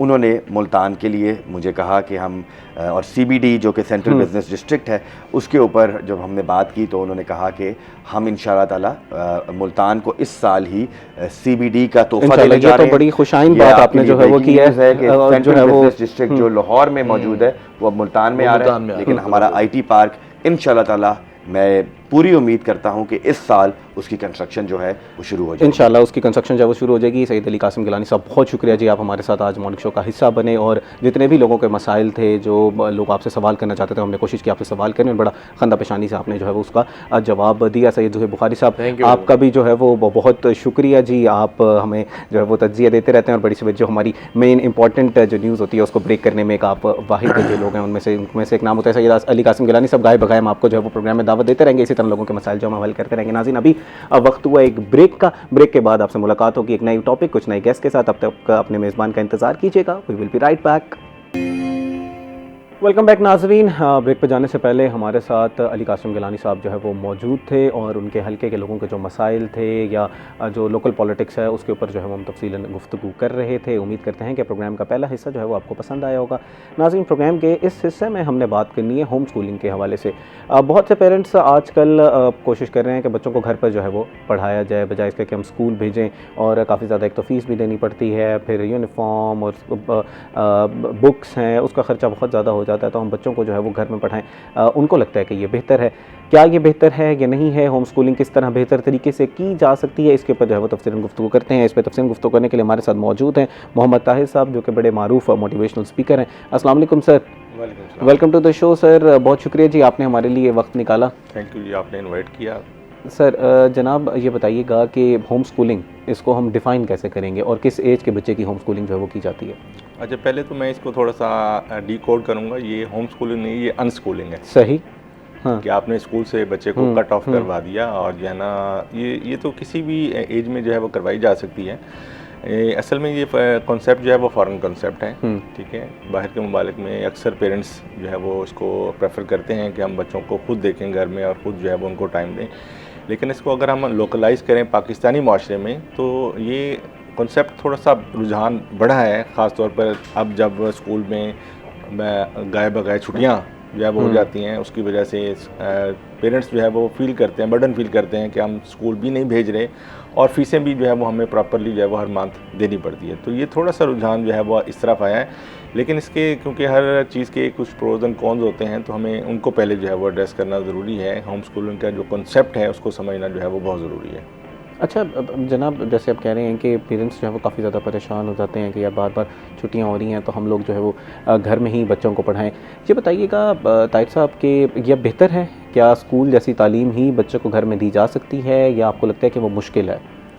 नहीं, तो पहले तो मैंने आपको जैसे बताया कि होम स्कूल का जो कॉन्सेप्ट है ना, उसको प्रॉपरली समझना जो है वो बहुत ज़रूरी है। ठीक है। हम असल में देखा देखी या किसी से इंस्पायर होकर जो ना ये काम जो है वो शुरू कर देते हैं, ठीक है। होम स्कूलिंग का कंसेप्ट है तो बेसिकली बहुत अच्छा कि आप अपने बच्चे को खुद देख रहे हैं। यही बात है, जो आप अपने बच्चे को खुद देख सकते हैं वो कोई और नहीं देख सकता, चाहे वो कोई स्कूल हो, चाहे वो कोई उस्ताद हो, वो नहीं देख सकता। लेकिन उसके लिए एक प्रॉपर आपको जो है वो माहौल बनाना पड़ता है। घर में एक पूरा क्लासरूम आपको डिज़ाइन करना पड़ता है, फिर बच्चे को क्या पढ़ाना है, ठीक है, उसका करिकुलम डिज़ाइन करना पड़ता है। और कम से कम मैं कहता हूँ कि 4 घंटे कम से कम बच्चा जो है ना वो घर में पढ़े, तो फिर आप होम स्कूलिंग के कंसेप्ट को लेकर चल सकते हैं। सही। और जिस तरह हम लोग स्कूल में देखते हैं कि डिफरेंट सब्जेक्ट के लिए एक स्पेशलाइज्ड टीचर होता है जो उसको वो पढ़ा रहा होता है। अब अगर आपने होम स्कूलिंग करनी है, या जिस तरह आप कह रहे हैं कि अनस्कूलिंग करना है, बच्चे को घर पर जो है वो पढ़ाना है, तो उसके लिए तो आपको जब पेरेंट्स को हरफन मौला होना पड़ेगा या आपको टेक्नोलॉजी का सहारा लेना पड़ेगा। तो आपको लगता है कि ये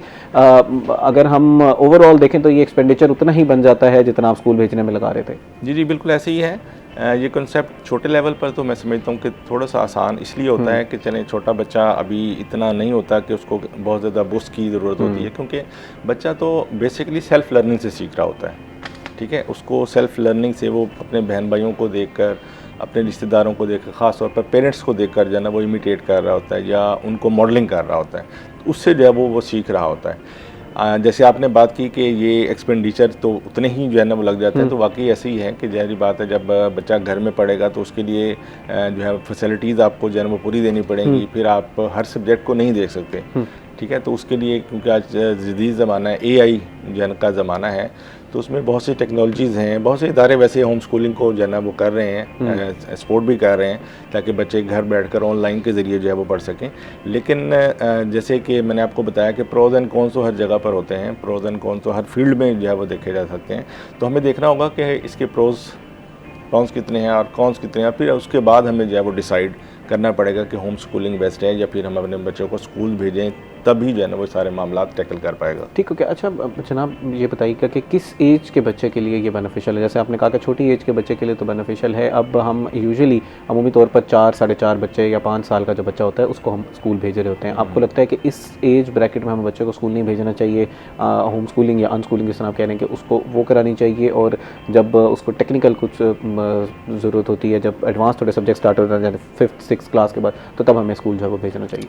अच्छा, इसमें एज का कोई लिमिट नहीं है कि जब आप चाहें और जब आपको लगे कि जो है वो होम स्कूलिंग होनी चाहिए। पहले तो ये है ना कि जब आपको होम स्कूलिंग के लिए आप अपने आप को तैयार करेंगे, तो आपको खुद भी मेंटली पर तैयार होना पड़ेगा कि आपने बच्चे को टाइम देना है, अपनी एनर्जी देनी है। वो देखें कि आप जो है वो कितने हद तक बच्चों को जो है ना वो टाइम दे सकते हैं।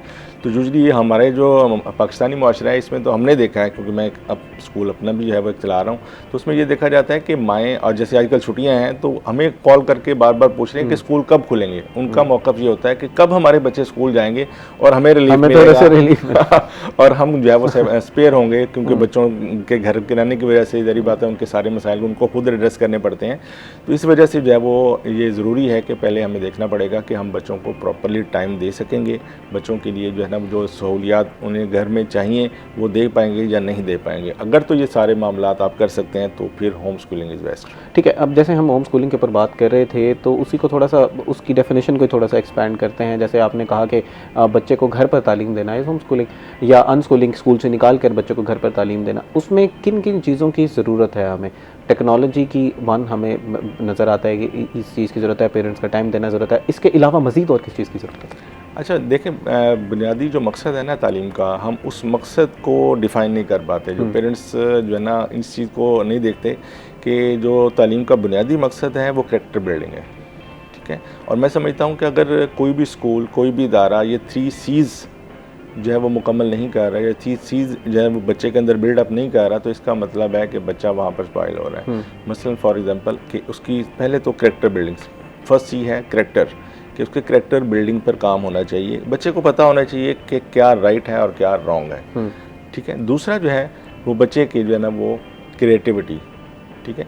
बच्चे को प्रॉब्लम सॉल्विंग आनी चाहिए, बच्चा खुद सोच सके, उसके सामने कोई हर्डल आती है तो उसके बारे में वो खुद से जो है ना वो उसका आंसर जो है वो निकाल सके। और तीसरी चीज़ है जो मैं समझता हूँ कि बच्चे के अंदर पैदा होनी चाहिए, तीसरा C है वो है कॉन्फिडेंस। सही, कि बच्चे के अंदर जो है वो कॉन्फिडेंस हो कि वो चीज़ों को फेस कर सके, लोगों को फेस कर सके और अपने आप को दूसरों के सामने प्रेजेंट कर सके। अगर ये 3 C's जो है वो पूरे नहीं हो रहे स्कूल के अंदर रहते हुए आपके बच्चे के, तो फिर अगर आप समझते हैं कि मैं ये काम तीनों पूरे कर सकता हूं, तो फिर आप उसको होम स्कूलिंग की तरफ ला सकते हैं। अच्छा जनाब, आपका मैं ज़ाती यहाँ पर राय मैं लेना चाहूँगा, क्योंकि आपका बेसिकली बैकग्राउंड एजुकेशन से भी है, आप एजुकेशनिस्ट भी हैं, पढ़ाते भी हैं।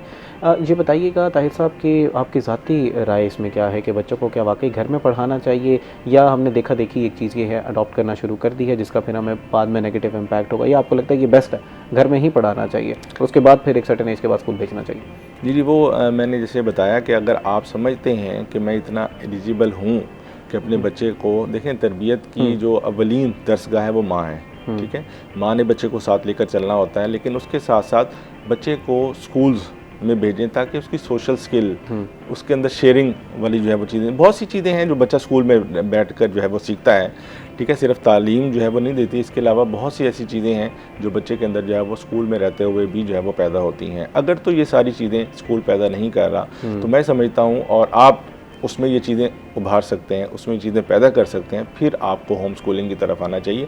और अगर बच्चा पढ़ रहा है और फिर आपको ख्याल आया कि नहीं मुझे जो है वो बच्चे को होम स्कूलिंग करवानी चाहिए, तो पहले आप पैरेलल, स्कूल के पैरेलल उसको चेक करें कि आया कि ये काम मैं कर सकता हूँ या कर सकती हूँ, क्योंकि माँ ने जो है ना उसको देखना है, या फादर भी अगर उसके साथ डिटरमिन है कि मैं भी थोड़ा सा टाइम दूंगा, तो पहले उसको पैरेलल साइड बाय साइड देखें कि इसके क्या नुकसानात हैं और क्या फ़ायदे हैं, और फिर एकदम से जो है वो बच्चों को स्कूल से ना निकालें, बल्कि इसको पहले ऑब्ज़र्व करें, साल 1.5 साल ऑब्ज़र्व करें, और फिर देखें कि मैं इसको चला सकता हूँ या चला नहीं सकती हूँ, तब इसके बारे में जो है फैसला करें, तब उसके बारे में जो है फैसला करें। नाज़रीन, इस मौजू पे मज़ीद भी जो है वो गुफ्तगू करते हैं। अभी थोड़ा मौसम का हाल जान लेते हैं। कुछ दिनों से मौसम जो है वो बड़ा बेहतरीन हुआ है, ख़ासतौर पर अगर हम मुल्तान की बात करें तो एक आँख मचोली चल रही है बादलों और सूरज के दरमियान में। ईद के बाद से ही 2-4 हफ्ते से मौसम बहुत खुशगवार है।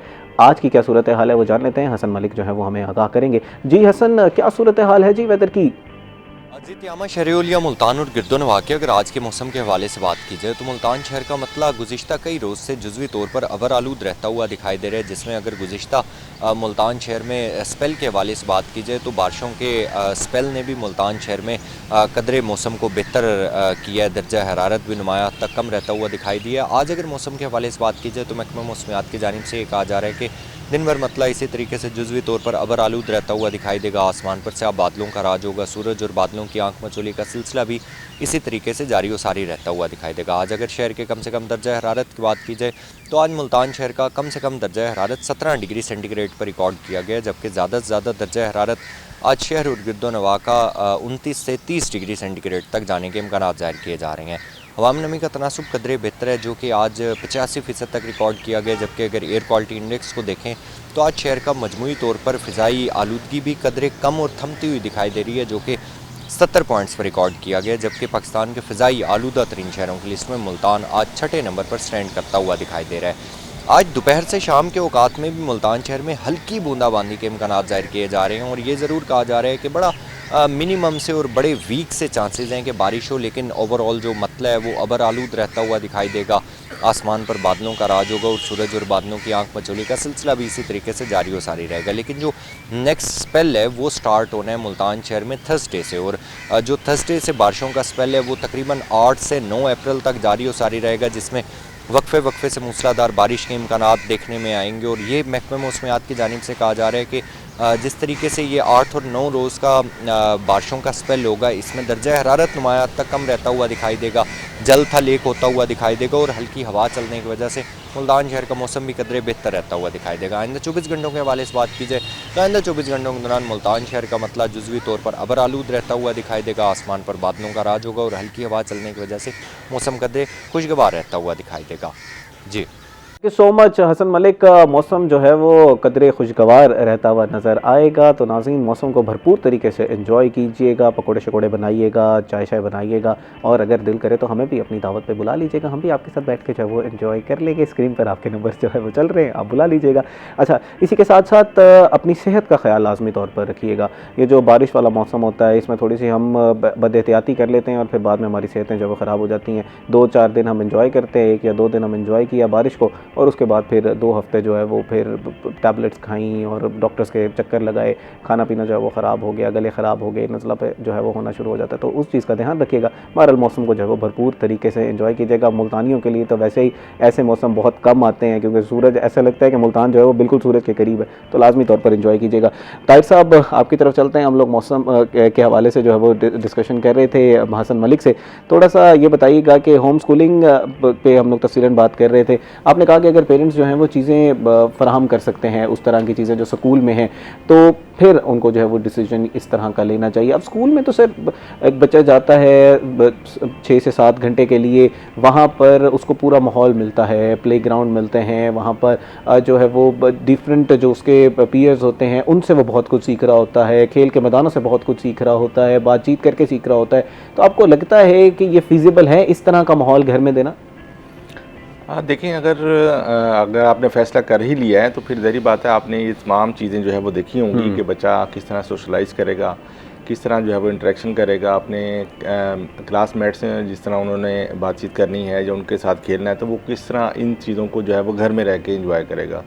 तो उसके लिए उसके बहन भाई उसको सपोर्ट कर सकते हैं, कज़न्स वगैरह जो है वो सपोर्ट कर सकते हैं, ठीक है। और कुछ जो है ना आजकल डिजिटल जैसे दौर है तो बच्चे अक्सर मोबाइल में गेम्स वगैरह जो है वो करके जो है वो कुछ कर लेते हैं। लेकिन आप जिस तरह हम कह सकते हैं कि जिस तरह स्कूल में उसको माहौल फ्राहम किया जाता है, जिस तरह उसकी एज ब्रैकेट में जो बच्चे हैं वो उसके साथ जो है वो इंटरेक्ट करते हैं, उसकी एबिलिटी जितने बच्चे उनके साथ इंटरेक्ट करते हैं और जिस तरह वो सोशलाइज स्कूल में रहकर हो सकता है, वो तो नहीं हो सकता, लेकिन एक लिमिटेड हद तक वो घर में जो है ना वो सोशलाइज हो सकता है। अच्छा जनाब, ये बताइएगा कि पेरेंट्स में किस तरह की कैपेबिलिटीज़ होनी चाहिए जब वो ये फ़ैसला कर रहे हैं कि हमने अब अपने बच्चे को या बच्चों को होम स्कूलिंग की तरफ लेकर आना है। अच्छा, ये बताइएगा कि बेहतर किसके लिए, अगर 3 से 4 बच्चे हैं, किसी के 2 बच्चे हैं, तो अगर वो फैसला करते हैं कि अपने बच्चों को घर ही पढ़ाना है, तो एक तो बच्चा तो बिल्कुल कट जाएगा, एक सवाल जहन में ये पैदा होता है कि बाहर की दुनिया का तो उसको बिल्कुल पता नहीं चलेगा कि किस तरह अच्छा है बुरा है, वो नहीं सीखने को मिलेगा। और पेरेंट्स के अंदर किस तरह की कैपेबिलिटी होनी चाहिए जब वो इस चीज़ का फैसला ले रहे हैं? और ज़ाहिर बात है, माँ का भी बताइएगा और बाप का भी बताइए। जी, ज़ाहिर बात है, जब आपने होम स्कूलिंग का फ़ैसला कर लिया है तो इसका मतलब है कि आप इतने तो एलिजिबल हैं या इतने तो आपके अंदर गट्स हैं कि आप अपने बच्चों को घर में पढ़ा सकें, क्योंकि पढ़ाने की वजह से या पढ़ाने आपने प्रेफर किया कि हम इनको घर में पढ़ाएंगे, तो ज़ाहिर बात है आपने फ़ैसला सोच समझ कर किया होगा और उसमें आपने अपने आप को भी देखा होगा, अपना भी एनालिसिस किया होगा कि मैं किस हद तक और किन किन बच्चों को जो है वो पढ़ा सकता हूँ। तो ये फ़ैसला बहुत ज़रूरी है, इससे पहले कि आप जो है वो पहले फ़ैसला कर लें और बाद में आपको मुश्किल हो, तो उसमें किसी हद तक जो है ना वो छोटे बच्चों को तो माँ भी देख सकती है और उसके बाद जब बच्चा बड़ा होता है तो फादर का रोल भी जो है वो शुरू हो जाता है। मैं समझता हूँ 6 से ऑनवर्ड फादर का रोल जो है वो बहुत ज़्यादा जो है वो ज़रूरी होता है। तो इसमें दोनों का ही रोल बहुत ज़रूरी होता है, लेकिन दोनों को चैलेंजेस का सामना तो करना पड़ेगा। ठीक होते दोनों को जो है वो चैलेंजेस का सामना जो है वो करना पड़ेगा। होम स्कूलिंग पे मज़ीद भी तफसीलन जो है वो गुफ्तगू करते हैं, लेकिन अभी वक्त हुआ एक ब्रेक का। नाज़रीन, उसके बाद आपसे मिलते हैं, हमारा इंतज़ार कीजिएगा। वेलकम बैक नाजरीन। ब्रेक पर जाने से पहले हम लोग होम स्कूलिंग के हवाले से तफसीलन जो है वो गुफ्तगू करे थे। तारिक साहब हमारे साथ मौजूद हैं, उनसे मज़ीद भी इसी हवाले से गुफ्तगू करते हैं। अच्छा जनाब, ये बताइएगा कि क्या वाकई वक्त स्कूल में ज़ाया होता है या ये बस ऐसी लोगों में बातें बनना एक शुरू हो गई हैं, एक शख्स ने की फिर दूसरे ने उससे सुनी तो फिर इस तरह एक चेन चल पड़ी है, या आपको लगता है कि नहीं इस तरह नहीं है, स्कूल में वक्त इतना ज़ाया नहीं होता, बच्चा वहीं पर जो है वो बेहतर तालीम हासिल कर सकता है? लेकिन बेसिकली तो school is a learning place. जब बच्चा स्कूल में जाता है तो उसके पास स्कूल की एक्टिविटीज़ होती हैं, पढ़ने की एक्टिविटीज़ होती हैं, उसके प्रॉपर टाइम टेबल बना होता है, लेक्चर्स वाइज उसके जो है वो लेक्चर्स हो रहे होते हैं। तो ये एक मिसकंसेप्शन है कि स्कूल में बच्चा जो है वो ज़ाया हो रहा है। हाँ, उस सूरत में ज़ाया हो रहा था जब बच्चा खुद इंटरेस्ट नहीं ले रहा, या वालिदैन उसको जो है ना ऑफ एंड ऑन कभी कभार जो है वो स्कूल भेजते हैं। तो इसमें वालिदैन को समझना चाहिए कि इसमें हमारा रोल प्ले क्या है, कि हम बच्चों को जब रेगुलर भेजेंगे, जब बच्चे को प्रॉपरली हम स्कूल भेजेंगे और उसका माइंडसेट बनाकर भेजेंगे, तो डेफिनेटली तौर पर वो बच्चा क्यों वक्त ज़ाया करेगा। बच्चे का वक्त तभी ज़ाया होता है जब वो स्कूल प्रॉपर नहीं जाता और जब वो पीछे रह जाता है। ठीक है, बच्चे क्लास में आगे चले जाते हैं, उसके कुछ लेक्चर मिस हो जाते हैं, तो फिर उसको कोप करते करते उसको जो है वो बहुत टाइम लग जाता है, जिसकी वजह से बच्चों में भी एक मिसकंसेप्शन है और वालिदैन में भी मिसकंसेप्शन है। स्कूल में जाते हैं तो बच्चे का वक्त ज़ाया होता है। अच्छा तारिक साहब, अब ये बताइएगा कि अब होम स्कूलिंग की जैसे आप बात करें कि अगर बच्चे को समझा के भेजा जाए तो स्कूल में उस तरह वक्त ज़ाया नहीं होता, school is a learning place जहाँ पर अब आइडियली वहीं पर तालीम हासिल जो है वो करनी चाहिए। अच्छा, अब एक पेरेंट्स ने ये तय कर लिया है कि मैंने नहीं स्कूल भेजना बच्चों को, क्योंकि हमारे यहाँ स्कूल का वो कॉन्सेप्ट भी तो चाहिए। अब अगर गली मोहल्लों में एक कमरे का स्कूल होगा तो फिर वो स्कूल की डेफिनेशन पे उस तरह फिर वो पूरा भी नहीं उतरता। पेरेंट्स ने फैसला कर लिया जी हमने बच्चों को घर पढ़ाना है, पेरेंट्स की कैपेबिलिटी भी है, उन्होंने ये तय भी कर लिया कि जी मैं अपना टाइम भी देंगे। टेक्नोलॉजी का किस तरह इस्तेमाल करना है, क्या क्या चीज़ें पेरेंट्स को आनी चाहिए जब वो अपने बच्चों को चीज़ें सिखा रहे हैं? देखिए, अब डेफिनेटली तौर पर कुछ ऐसे प्लेटफॉर्म्स हैं जो होम स्कूलिंग को प्रेफर करते हैं और उनका बाकायदा एक सिलेबस बना हुआ है, बाकायदा एक पैटर्न बना हुआ है, तो आप उनके साथ भी जो है वो मुंसलिक हो सकते हैं। और जैसे जूम आजकल जो है ना वो है, जिसमें आप ऑनलाइन जो है ना वो विजुअली कनेक्ट हो सकते हैं, कहीं से भी कनेक्ट हो सकते हैं। तो आप एक ट्यूटर हायर करके अगर आप खुद जो है वो ख़ास तौर पर ये चैलेंज तब आता है जब बच्चा ग्रोइंग क्लास में जाता है, बड़ी क्लास में जाता है और डिफरेंट सब्जेक्ट को जो है वो कोप करना पड़ता है। तो हर आदमी के अंदर तो ये सलाहियत नहीं होती कि वो हर सब्जेक्ट को देख सके। बिल्कुल। तो उसके लिए डेफिनेटली तौर पर आपको या तो घर में ट्यूटर का बंदोबस्त करना पड़ेगा या फिर जो है वो आपको विजुअली तौर पर जो है ना वो अपने बच्चे को कनेक्ट करना पड़ेगा ताकि वो इन चीज़ों को सीख सके और इन चीज़ों को साथ लेकर जाए। उसमें ज़ाहिर बात है टेक्नोलॉजी जब तक आपको खुद चलानी नहीं आती होगी तो आप बच्चों को भी जो है वो सही तरह नहीं समझा पाएंगे और बच्चा भी उसका हो सकता है मिसयूज़ करे और फिर जो है ना वो उसको प्रॉपर्ली हैंडल ना कर सके। हाँ, अच्छा ये जो होम स्कूलिंग वाला तजर्बा है ये किया जा रहा है आजकल, जैसे छुट्टियां हैं तो उसमें ऑनलाइन क्लासेस चल रही होंगी बच्चों की, फिर जो कोरोना के टाइम पीरियड में हमने देखा कि बड़े अरसे तक एक ऑनलाइन क्लासेस चली। अब इसमें होता क्या था कि बच्चे क्लासेस उस तरह लेते नहीं हैं, टाइम नहीं देते या घर में खेल कूद में लगे रहेंगे क्योंकि उनका माहौल जो है वो उनको उस तरह मिल रहा होता है, साजगार मिल रहा होता है। फिर पेरेंट्स भी ये कोशिश करते हैं कि यार हम लोग जो है वो इनको स्क्रीन दे दें या कुछ कर लें ताकि हम अपने काम कर लें और फिर बच्चों को जो है तवज्जो बाद में देंगे। तो ये बताइएगा कि ये तजर्बा तो फिर नाकाम होता हुआ नज़र आ रहा है हमारी सोसाइटी के अंदर, या आपको लगता है कि नहीं अगर थोड़ा सा इस पर काम किया जाए तो इसको बेहतर बनाया जा सकता है? डेफिनेटली तौर पर जो है ना जो ऑनलाइन का जो कॉन्सेप्ट है वो पाकिस्तानी माशरे में मैं समझता हूँ कि इतना सूटेबल नहीं है, क्योंकि जहाँ पर पेरेंट्स जो है ना एक तो जैसे आपने बताया कि प्रेफर नहीं करते कि हम अपने बच्चों को मोबाइल से कनेक्ट करें और बच्चे उसमें दौरान जब क्लास हो रही है और वो दूसरी एक्टिविटीज़ में इन्वॉल्व हो जाएं, और दूसरा जो है वो बच्चे खुद भी कंसंट्रेट नहीं कर पाते और जिसकी वजह से जो है वो मसाइल जो है वो रहते हैं और बच्चा जो पढ़ना चाहिए उसको उसमें कई सूरतों में कई प्रॉब्लम्स का सामना जो है करना पड़ता है। कहीं पर इंटरनेट नहीं है, कहीं पर एंड्रॉयड फ़ोन नहीं है, ठीक है। तो ये चैलेंजेस रहते हैं पेरेंट्स के लिए भी। अगर फॉर एग्जांपल 2-3 बच्चे हैं तो वो 2-3 बच्चों को डिफरेंट मोबाइल किस तरह जो है वो प्रोवाइड करेंगे। तो बहुत सारे चैलेंजेस हैं जिसको एड्रेस करने की ज़रूरत है। अगर बच्चे भी और पेरेंट्स भी इस पर जो है वो लें। मैं अभी घर से आया हूँ तो मेरी बच्ची ऑनलाइन जो है वो क्लास ले रही थी, तो उसमें बच्चों का के साथ साथ वालिदैन का संजीदा होना भी बहुत ज़रूरी है। वालिदैन का संजीदा होना भी बहुत ज़रूरी है। अच्छा, किस तरह के मॉड्यूल्स होने चाहिए, किस तरह के बच्चे का सब्जेक्ट होना चाहिए? क्योंकि अगर आपने स्कूल वाला सब्जेक्ट ही यहाँ पर पढ़ाना शुरू कर दिया तो फिर वो पूरा दिन 8 घंटे आपको बैठ कर उसी तरह क्लास देनी पड़ेगी, पेरेंट्स को उसी तरह बच्चों को पढ़ाना पड़ेगा, लेकिन क्योंकि पेरेंट्स की और भी दीगर जिम्मेदारी हैं। तो ये बताइएगा कि क्या दुनिया में इस तरह बच्चों को घर में पढ़ाने के लिए कोई सेट मॉडल्स मौजूद हैं, और ये भी बताइएगा कि किस एज के बच्चे तक आप जो है वो होम स्कूलिंग कर सकते हैं, उसके बाद जो है वो आप अपने ज़ाती तजुर्बे से बताइएगा कि मुश्किल होता जाएगा। तो दोनों सवालों का जवाब दीजिएगा। देखिए, छोटे बच्चों के लिए तो कोई करिकुलम की जो है वो ज़रूरत नहीं है। जैसे मैंने शुरू में बताया कि सेल्फ लर्निंग से बच्चा जो है वो सीख रहा होता है, तो उसके लिए बाकायदा जो है वो आपको कोई करिकुलम वैसे तो होना चाहिए, ताकि बच्चे के पास भी और आपके पास भी एक पूरा रोड मैप हो जिस पर चलकर जो है वो अपने बच्चों को स्टेप बाय स्टेप जो है वो चीज़ें सिखा रहे हों और उसके मुताबिक। लेकिन ये ज़रूरी नहीं है कि आपने स्कूल के उसके प्लान के मुताबिक ही जो है वो लेकर चलना है। आप उसमें देखें कि बेसिक जो चीज़ें हैं वो बच्चे को किस तरह से जो है वो हमने कोप करवानी है, ताकि बच्चा जो है वो इस तरफ लर्निंग की तरफ आए और उसके अंदर इंटरेस्ट पैदा हो, बजाय इसके कि वो भाग रहा हो। आप उस पर घर में उसको बुलाकर उस पर बर्डनाइज कर दें उसको, तो वो लर्न करने के बजाय उन चीज़ों से भागना शुरू कर देगा। और दूसरा, आपने कहा कि जो है वो कितनी एज तक, मैं समझता हूँ कि छोटी एज तक तो बच्चा जो है वो कर लेता है, लेकिन जैसे ही वो ग्रोइंग क्लास में जाता है, बड़ी क्लास में जाता है, चैलेंजेस का सामना करना पड़ता है, मैथ है, फिज़िक्स है, जैसे साइंस है, मैथ है, तो ये डिफ़िकल्ट हो जाता है पेरेंट्स के लिए भी कि वो उन सारे सब्जेक्ट को साथ साथ लेकर चलें।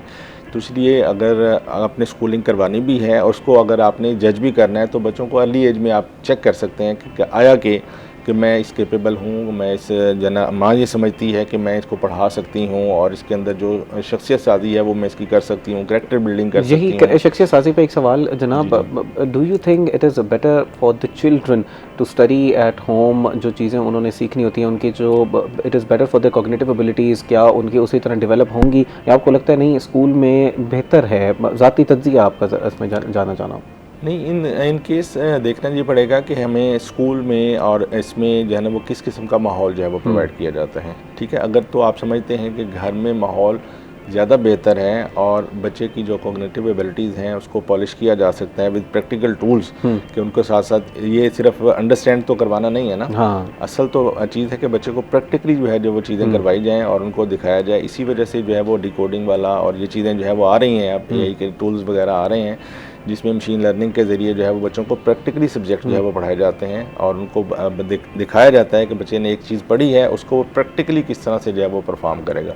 तो डेफिनेटली तौर पर इसके लिए आपको सोर्सेज भी चाहिए, इसके लिए आपको फिर जो है टेक्नोलॉजी का सहारा भी लेना पड़ेगा। उसके लिए आपकी जो है ज़रूरी बात है आमदनी भी इतनी हो ताकि आप इन गैजेट्स को जो है वो हासिल कर सकें, ताकि बच्चा आपका जो है वो प्रैक्टिकल लर्निंग जो है वो सीख सके, प्रैक्टिकल लर्निंग जो है वो सीख सके। अच्छा, हमने करिकुलम पे बात कर ली, हमने बच्चे की कॉग्निटिव एबिलिटीज़ पे बात कर ली। मुझे ज़रा ये बताइएगा कि एक बच्चे की नशोनुमा में जब आप बच्चा बड़ा हो रहा है, जो ग्रोथ हो रही है, एक तो फूड हमें बहुत अच्छा होना चाहिए, मेल न्यूट्रिशन का वैसे ही हमारे यहाँ पर मसला है, लेकिन चलें इसमें ये नज़र आता है कि न्यूट्रिशन बहुत अच्छा होनी चाहिए जिससे ग्रोथ आपके बच्चे की अच्छी हो। दीगर जो चीज़ें हैं ग्रोथ के लिए, वो क्या क्या चीज़ें ज़रूरी होती हैं एक बच्चे के मेंटल हेल्थ के बेहतर बनाने के लिए और फिज़िकल हेल्थ को बेहतर बनाने के लिए भी? जी, मेंटल हेल्थ और जो है ना इसको फिज़िकल हेल्थ को बेहतर, फिज़िकल हेल्थ के लिए तो आपको पता है कि बच्चे के लिए जब तक जो है वो एक्टिविटीज़ नहीं होंगी, लेकिन अनफॉर्चुनेटली हमारे बच्चे जो है वो प्ले ग्राउंड से दूर जा रहे हैं। बिल्कुल वर्चुअल प्ले ग्राउंड की तरफ जा रहे हैं। वर्चुअल प्ले ग्राउंड, और वो प्रेफर करते हैं क्योंकि ज़ाहिर बात है जब आप मोबाइल के साथ होते हैं तो आपका डोपामिन बिल्कुल रिलीज होता है। ठीक है, तो बच्चा प्रेफर करता है कि बजाय इसके कि वहाँ जाकर मैं मुश्तक़ल करूँ और डिलेड ग्रेटिफिकेशन होगी, मैं ज़रा जल्दी जो है वो डोपामिन एनर्जी वहाँ पर ज़्यादा आपकी जो है वो लगेगी। और ये माइंड का प्रिंसिपल भी है कि माइंड हमेशा आपको उस चीज़ की तरफ लेकर आता है जहाँ पर उसकी एनर्जी सेव कर रहा होता है वो। तो मोबाइल जो है वो ज़्यादा प्रेफरेबल होता है बच्चों के लिए कि वो घर में बैठ के कोई गेम्स वगैरह या चीज़ें जो है वो देख लें, बजाय इसके कि वो प्ले ग्राउंड में जाएँ। दूसरा, आपने बात की कि मेंटल हेल्थ, तो मेंटल हेल्थ जो है वो बहुत ज़रूरी है। उसके लिए ज़ाहिर बात है बच्चों को हमें ट्रेन करना पड़ेगा कि वो आया कि मोबाइल में भी अगर कुछ चीज़ देख रहे हैं तो वो किस किस्म का कंटेंट जो है वो देख रहे हैं। ज़ाहिर बात है कोई ऐसी चीज़ें, क्योंकि इस एज में, जिस एज की हम ब्रैकेट की बात कर रहे हैं, इसमें बच्चा जो है वो जो कुछ ले रहा होता है ना, वो सबकॉन्शियस माइंड उसको एज इट इज़ स्टोर कर रहा होता है। तो बहुत ज़रूरी होता है कि हमें चेक एंड बैलेंस जो है वो रखना पड़ेगा कि कौन हमारा बच्चा कौन सी चीज़ें जो है वो देख रहा है। अगर तो वो कुछ ऐसा देख रहा है जिससे आगे चलकर उसके लिए मसले मसाइल जो है वो हो सकते हैं, तो हमें उसको वॉच करना पड़ेगा और उन चीज़ों से उसको जो है वो अवॉइड करना पड़ेगा, ताकि उसकी मेंटल हेल्थ भी डिस्टर्ब ना हो और वो माशरे में इसी तरह आगे एक बावकार और अच्छी शख्सियत जो है वो लेकर आ गया है। ठीक, अच्छा जनाब ये बताइएगा कि जो होम स्कूलिंग है, एक तो बच्चे की आप कह रहे हैं कि चीज़ें बहुत ज़्यादा इंपॉर्टेंस रखती हैं, अगर वो चीज़ें आप पूरी कर सकते हैं तभी बच्चे को जो है वो अपने होम स्कूलिंग करानी है। और ये भी आपने बता दिया कि किन चीज़ों की ज़रूरत है बच्चे की कैरेक्टर बिल्डिंग में, बच्चे की कॉन्फिडेंस में, हर चीज़ को बनाने में। ये बताइएगा कि स्कूल जो प्लेस ऑफ लर्निंग है, जहाँ पर एतमाद होता था पेरेंट्स को कि यार हमारा बच्चा जाके जो है वो पढ़े, पढ़ेगा, तरक्की करेगा, एक अच्छा बड़ा बेहतरीन एक इंसान बनेगा, सबसे इम्पोर्टेंट तो वो इंसान बनेगा। तो कहाँ पर ये नेगेटिव चीज़ें शामिल होना शुरू हो गई हमारे माशरे में, ख़ासतौर पर अगर हम अपने जनूबी पंजाब की बात कर लें तो क्यों नेगेटिव होना शुरू हो गया, स्कूल नाला क्यों होना शुरू हो गए पेरेंट्स? अच्छा, उसमें बहुत सारे फैक्टर्स हैं। उसमें जो है ना, एक फैक्टर तो ये भी हो सकता है कि ज़ाहिरी बात है पेरेंट्स की जो मुआशी हालत है वो इतनी अच्छी नहीं है, और वो चाहते हैं कि जो है ना वो हम कम फ़ीस में और ज़्यादा अच्छा जो है ना वो किसी स्कूल में, लेकिन ऐसा पॉसिबल नहीं है। ज़ाहिरी बात है जब आपको अपनी फैसिलिटीज़ पूरी लेनी है तो डेफिनेटली तौर पर आपको फिर पे भी जो है वो करना पड़ता है।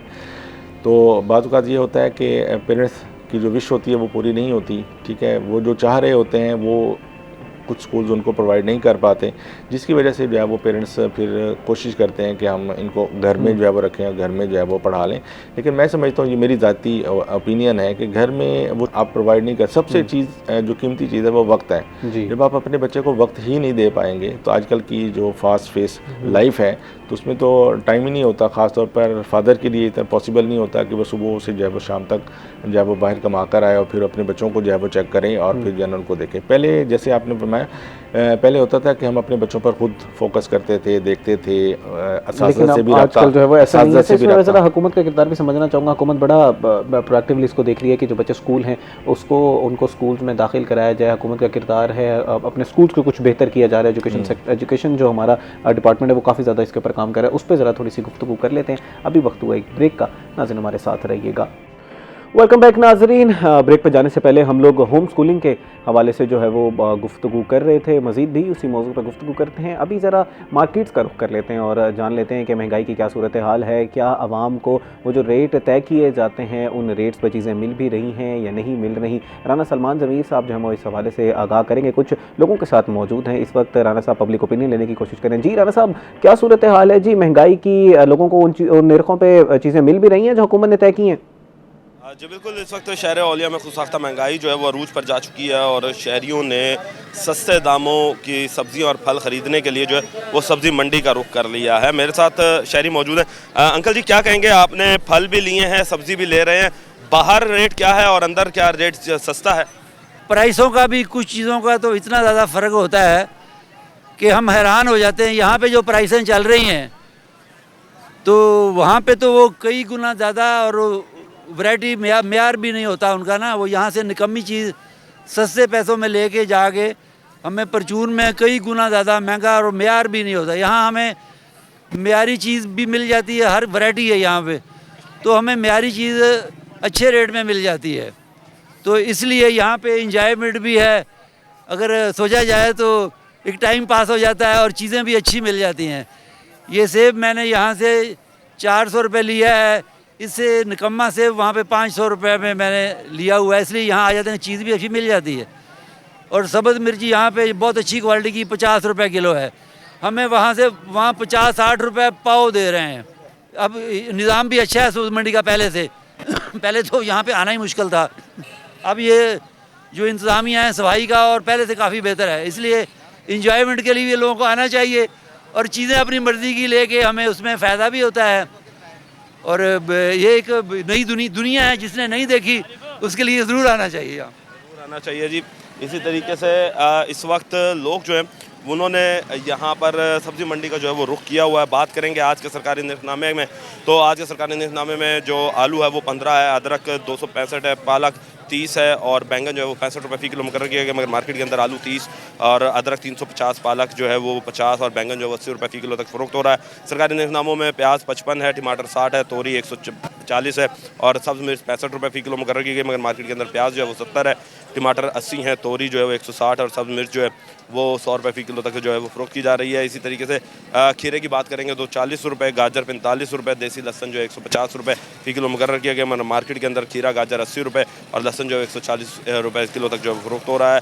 इसी तरीके से बात करेंगे फलों की, तो फल जो है उसमें अमरूद 140 है, अनार 590 है और स्ट्रॉबेरी 120 है और पपीता जो है वो 215 रुपये फ़ी किलो मुकर्रर किया गया। मगर मार्केट के अंदर अमरूद जो है वो 200 है, अनार 650 है और स्ट्रॉबेरी जो है वो 300 और पपीता जो है 250 रुपये किलो तक जो मुकर्रर किया गया है। सेब भी यहाँ पर 400 रुपये है, मार्केट में जो है वो 600 रुपये किलो तक जो फ़रोख्त हो रहा है, और केले जो है वो 200 रुपये फी दर्जन जो मुकर्रर किए गए हैं। आज का ब्रायलर चिकन का रेट जो है 575 रुपये है, और अंडे 214 रुपये फी दर्जन जो है वो मुकर्रर किए गए हैं। ज़िला इंतज़ामिया से गुजारिश की जाती है कि खुद साख्ता महंगाई करने वाले अनासर के खिलाफ मैसर कार्रवाइयाँ करें ताकि शहरी सस्ती म्यारी सब्जियाँ और फल जो वो खरीद सकें। जी बहुत शुक्रिया सलमान ज़मीर साहब। नाज़रीन, जिस तरह सलमान साहब कह रहे थे कि ज़िला इंतज़ामिया से गुजारिश है कि जल्द से जल्द इसके ऊपर जो है वो कार्रवाइयाँ की जाएँ ताकि जो एक्चुअल रेट्स हैं, मार्केट के रेट्स हैं, उन पे चीज़ों को, उन पे लोगों को चीज़ें जो है वो मुहैया हों, और ये जो खुद साख्ता महंगाई है उसका कला कमा जो है वो किया जा सके। नाज़रीन, इसी के साथ साथ अभी जो इन्फ्लेशन की सूरत हाल है उसमें ये बहुत ज़्यादा ज़रूरी हो जाता है ज़िला इंतज़ामिया के लिए कि वो जो इनके प्राइस कंट्रोल मजिस्ट्रेट्स हैं या जो पीरा फोर्स इन्होंने बनाई थी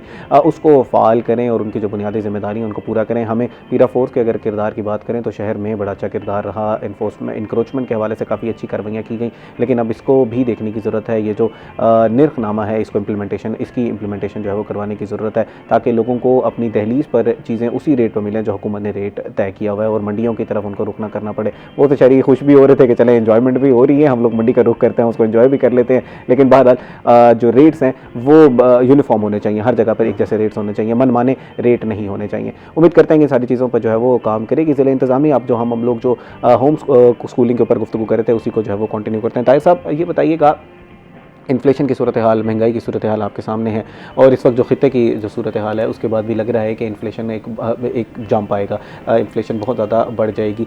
उसमें बच्चों की एजुकेशन का ख्याल रखना बहुत ज़रूरी है। आए दिन छुट्टियां हो जाती हैं, अभी भी बच्चों की जो है वो छुट्टियां जो है वो चल रही हैं। उसमें फिर इन्हीं सूरत हाल को देखते हुए पेरेंट्स जो हैं वो ये इरादा करते हैं कि बच्चों को होम स्कूलिंग कराएंगे जैसे, लेकिन अभी हम अगर सम अप करें अपनी पूरी डिस्कशन को तो उससे यही अखज़ हम कर सकते हैं कि आप इसमें कह रहे हैं कि मुश्किल काम है, नहीं करना चाहिए, स्कूल की तरफ ही जाना चाहिए। महंगाई को रखते हुए, स्कूल को साथ चलाते हुए पेरेंट्स घर में किस तरह अपना रोल जो है वो प्ले कर सकते हैं ताकि अगर वो चाहते भी हैं कि हम अपने बच्चे की खुद तालीम का कुछ ना कुछ बंदोबस्त करें, तो जो स्कूल पढ़ा रहा है उसके साथ साथ किस तरह लेके जो है वो चीज़ों को जाया जा सकता है। हाँ, उसमें ये है कि ज़रूरी बात है, उसमें वालिदैन का रोल भी उतना ही ज़रूरी होता है जितना कि असातिज़ा का रोल होता है। ठीक है, बेसिकली ये एक ट्रायंगल है जिसमें स्टूडेंट भी हैं, जिसमें पेरेंट्स भी हैं और जिसमें टीचर्स भी शामिल हैं।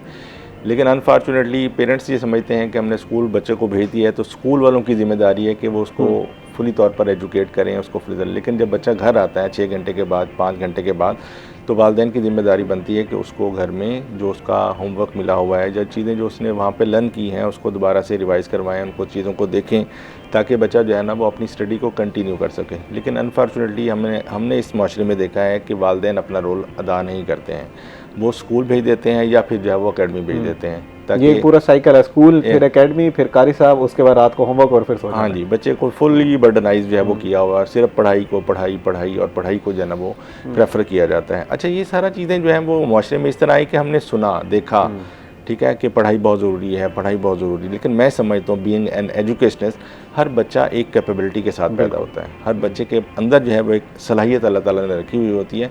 तो बच्चे को फोर्स करके कोई भी काम नहीं करवाना चाहिए। जिस चीज़ में बच्चा इंटरेस्ट ले रहा है उसको उस चीज़ को इंटरेस्ट को आप डिस्क्लोज़ करें कि बच्चा किन किन चीज़ों में, कम से कम वालिदैन को बच्चे के 5 इंटरेस्ट पता होने चाहिए कि बच्चा किन 5 चीज़ों में इंटरेस्ट रखता है ताकि आगे चल के वो उसका फ्यूचर डिटरमिन कर सकें और उसके कैरियर में उसकी हेल्प आउट कर सकें। अच्छा, जैसे अभी आपकी बता रहे हैं कि बच्चे की इंटरेस्ट के बारे में पता होना चाहिए, बच्चे के बारे में बखूबी वाकिफ़ हों उनके पेरेंट्स। हमारे तो आज के लिए अलमी है कि बच्चे के बारे में ये भी नहीं पता होता कि इसको खाने में क्या पसंद है, तो हमारे तो पेरेंट्स का ये सूरत हाल हो रही है क्योंकि दोनों जो पेरेंट्स हैं वो कमा रहे हैं। अच्छा, ये बताइएगा कि अल्लाह ताला ने कुछ हकूक़ रखे हैं बच्चों के जो पेरेंट्स ने हर हाल में अदा करने हैं। मैं चाहूँगा कि बुनियादी ज़िम्मेदारियाँ भी पेरेंट्स की ज़रा समझाते जाएँ। एक तो आपने बता दिया ना कि बच्चे से बखूबी वाकिफ़ हों, इसके अलावा बच्चों की किन किन चीज़ों का ख्याल रखना है ताकि उनकी तरबियत भी अच्छे तरीके से की जा सके और उनकी ग्रोथ भी अच्छे तरीके से। अच्छा, ये एक मिसकंसेप्शन ये हमने बात सुनी है तालीम व तरबियत। हाँ, ठीक है, मैं समझता हूँ तरबियत पहले आती है, तालीम बाद में आती है। ठीक, जब बच्चे की आपने तरबियत अच्छी तरह कर ली है तो तालीम बाय प्रोडक्ट है, बच्चा खुद ब खुद जो है ना उसकी तरफ चल पड़ेगा। लेकिन अनफॉर्चुनेटली हम तरबियत पर फोकस करने की बजाय तालीम पर जो है वो फोकस कर बैठे हैं, जिसकी वजह से जो है ना वो जो रोल प्ले पेरेंट्स को अदा करना चाहिए था वो रोल प्ले अदा नहीं कर पाते और सारी जिम्मेदारी तालीमी इदारों पर या असातिज़ा पर जो है वो सौंप दी जाती है। लेकिन जो किरदार पेरेंट्स का है, जो अवलीन दरसगाह है, वालिदैन है, माँ की गोद है, वहाँ से अगर बच्चा नहीं सीखेगा, वहाँ से उसकी तरबियत सही तरह नहीं होगी, वो सच बोलना नहीं सीखेगा, वो अखलाक किससे क्या बात करनी है, ये बड़ा है इससे कैसी बात करनी है, नमाज कैसे पढ़नी है, ये सारी चीज़ें जो है ना वो उसकी अखलाकी तरबियत में आ जाती हैं।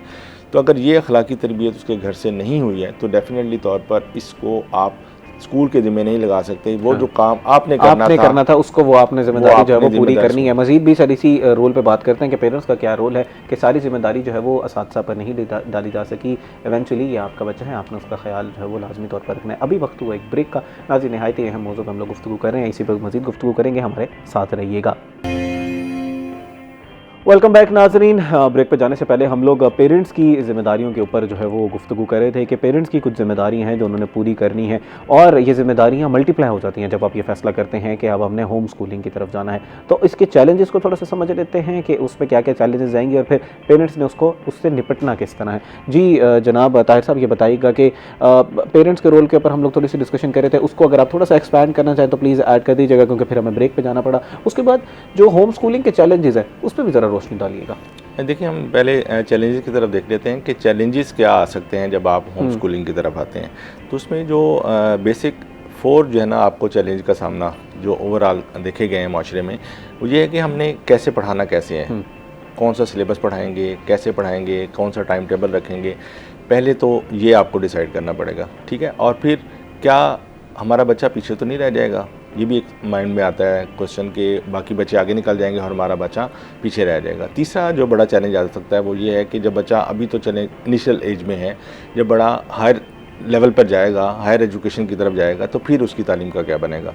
और चौथा जो है वो बेसिक जो चैलेंज हमने कहा वो सोशलाइज़ कैसे करेगा, ठीक है, वो अपने आप को इंटरेक्ट कैसे करेगा, वो किस तरह से बनेगा। तो ये चैलेंज जो है वो अमूमी तौर पर जो है वो देखे जा सकते हैं। तो पहला जो चैलेंज जो फेस करना पड़ता है कि हम कैसे पढ़ाएंगे, तो उसमें ये है कि आप पहले से डिटरमिन करें कि हमने ये वाला सिलेबस जो है वो पढ़ाना है और इसमें ये चीज़ें हैं जो हमने बेसिक इसको जो है वो कवर अप जो है वो करवानी है। सही। तो वो आप एक करिकुलम खुद से बना लेंगे और उसके मुताबिक जो है वो लेकर चलेंगे, लेकिन ये पैरेलल नहीं होगा या उस स्कूल की तरह से नहीं होगा, ठीक है, क्योंकि स्कूल में एक पूरा सिलेबस डिज़ाइन किया जाता है, उसके मुताबिक बच्चों के इम्तिहानात भी होते हैं, उसके अलावा उसके टेस्टिंग सिस्टम भी होता है।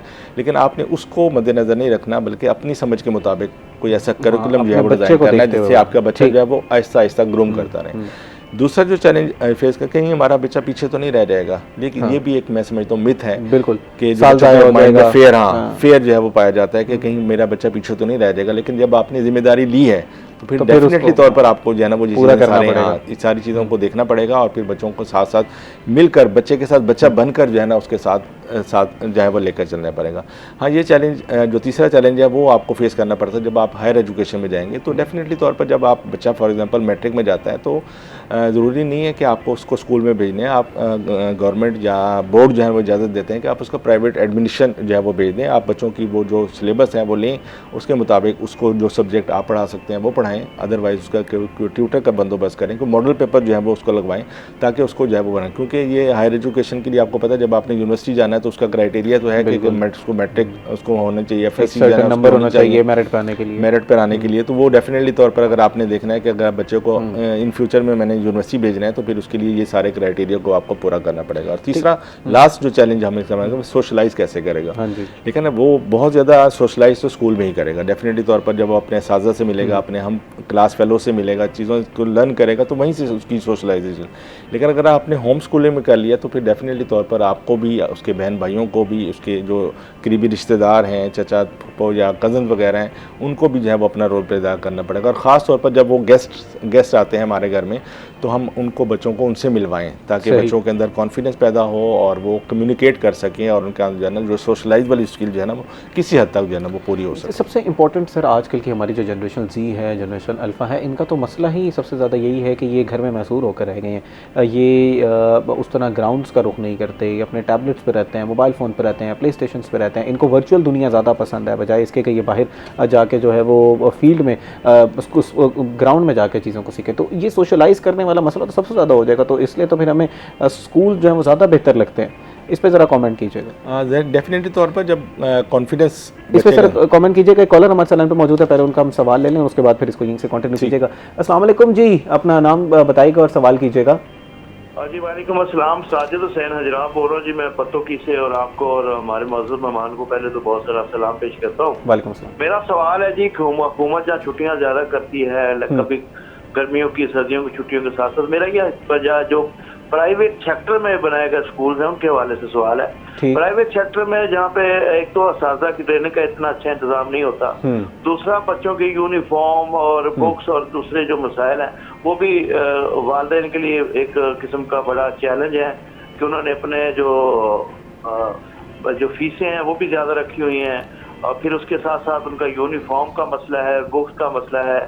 और हुकूमत यहाँ सरकारी स्कूलों में तो खातरखा जो इकदाम करती नजर आती है, लेकिन जो प्राइवेट सेक्टर के स्कूल हैं उनमें कोई ऐसा इकदाम देखने को नहीं मिला। अनएजुकेटेड जो तो नहीं मैं कह सकता, लेकिन यहाँ के इतने पढ़े लिखे लोग, अनट्रेन लोग जो है वो बच्चों को तालीम और तरबियत का बंदोबस्त उनके पे छोड़ा हुआ है। यहाँ के उनकी सैलरियाँ भी कम है, तो ये जो मसाइल हैं इन पे हुकूमत को क्या करना चाहिए और कब? ठीक हो गया, ठीक हो गया। आपका सवाल जो है वो हमने समझ लिया, इसका जवाब तफसीलन हम जवाब ले लेते हैं। ताहिर साहब वो हमारे पास टाइम जो है वो थोड़ा सा कम है, लेकिन मैं चाहूँगा कि एक तो हम सोशलाइजेशन पे जो बात करें तो उस पर बड़ी जामे गुफ्तगू होगी, उस पर एक 30 सेकंड का कमेंट कर दीजिएगा ताकि वो बात कंप्लीट हो जाए। उसके बाद जनाब का जो सवाल है ये हमारे वो जो पिछली ब्रेक में हम डिस्कशन कर रहे थे कि हुकूमत का किरदार इसमें क्या है, उसको देखने की ज़रूरत है। वो बड़ा रोल प्ले कर तो रहे हैं एजुकेशन सेक्टर को बेहतर करने में, लेकिन अभी कहीं ना कहीं हमें लूप होल जो नज़र आते हैं। तो प्राइवेट सेक्टर को किस तरह जो है वो बेहतर किया जा सकता है? पहले तो हम बात कर लेते हैं सोशलाइजेशन में। डेफिनेटली तौर पर जब बच्चा स्कूल नहीं जा रहा, ठीक है, तो फिर आपको डेफिनेटली तौर पर उसके साथ लगना पड़ेगा और फिर उसको बाहर की दुनिया को भी आप उसके साथ रह कर जो है ना उसको एक्सप्लोर करवाएंगे। ठीक है, उसको बाज़ार ले जाएंगे, उसको चॉइस देंगे कि वो अपने मनपसंद कपड़े जो है वो ख़रीद सके और जो है ना इन चीज़ों को देख सके, बाहर की दुनिया से इंटरेक्ट कर सके, खुद पब्लिक डीलिंग जो है वो कर सके। तो इस किस्म की एक्टिविटीज़ में इसमें ज़ाहिरी तौर पर आपका जो रोल प्ले है वो ज़्यादा बढ़ जाएगा, क्योंकि डेफिनेटली तौर पर बच्चा घर में रह के थोड़ा सा कॉन्फिडेंस जो है वो शेक कर जाएगा। तो उसके कॉन्फिडेंस को बहाल रखने के लिए, उसको सोशलाइज़ करने के लिए डेफिनेटली तौर पर आपको फिर बाहर की दुनिया से उसको इंटरेक्ट करवाना पड़ेगा। और फिर जो आपने बात की, भाई कॉलर ने जो सवाल किया था उस पर कॉलर ने जो किया कि हुकूमत का जो रोल प्ले है वो बहुत ज़्यादा है। डेफिनेटली तौर पर अब अगर स्कूल बंद हैं तो उसमें डेफिनेटली तौर पर हुकूमत ने ही फैसला किया, किसी भी वजह से पेट्रोल का क्राइसिस है या किसी किस्म के जो मुल्की हालात हैं उसकी वजह से उनको करना पड़ा। तो ये अलमिया है कि सबसे पहले जो है वो स्कूल्स को जो है वो किया जाता है। लेकिन हालांकि मैं देख रहा था एक इसमें सोशल जो है ना इसमें एक पोस्ट में पढ़ रहा था कि कनाडा में पूरा साल जो है ना वो ठंड रहती है, बर्फ़बारी रहती है वहाँ पर। तो वहाँ पर एक पोस्ट में बच्चा, छोटा सा बच्चा है, वो बर्फ़ में से गुजर कर जो है ना अपने वैन की तरफ जा रहा है और वो स्कूल जा रहा है। तो वहाँ पर जो है ना वो स्कूल्स को और जो है ना तालीम को प्रेफरेंस दी जाती है। लेकिन अलमिया ये है कि हमारे माशरे में और हमारे इस पाकिस्तान में तालीम को उतनी अहमियत नहीं दी जाती। तो इसमें हुकूमत का जो है वो रोल बहुत ज़्यादा है कि वो इस बात को समझे कि स्कूल बंद करना इम्पोर्टेंट जो सवाल जनाब ने किया था कि प्राइवेट सेक्टर जो हम गली मोहल्लों के स्कूल्स की बात कर रहे थे, वहाँ पर जो टीचर्स की उस तरह ट्रेनिंग का भी ध्यान नहीं रखा जाता और उनकी तनख्वाहें भी कम होती हैं, वो बच्चों को उस तरह पढ़ाते भी नहीं है, तो उसका फिर नेगेटिव इम्पैक्ट होता है बच्चों पर। तो हुकूमत इधर किस तरह अपना रोल जो है वो प्ले कर सकती है? नहीं, हुकूमत आप देखें प्राइवेट सेक्टर में हुकूमत इंश्योर तो कर सकती है, गवर्नमेंट सेक्टर पर तो वो कर रही है, प्राइवेट में भी जो है ना, क्योंकि देखें जब तक आपके पास कोई लॉ नहीं होगा, जब तक आप लाइसेंसिंग की तरफ नहीं आएंगे, टीचर के लाइसेंसेस की तरफ बाहर की दुनिया में अगर आपने पढ़ाना भी है तो आपको लाइसेंस लेना पड़ता है। ठीक, तो ज़ाहिर बात पर जब हुकूमत इस बारे में सोचेगी और जो है ना इस बारे में कोई हिकमत अमली बनाएगी, कोई लाइसेंसिंग का जो है वो काम शुरू करेगी, तो डेफिनेटली तौर पर तो ये मसाइल हर इदारा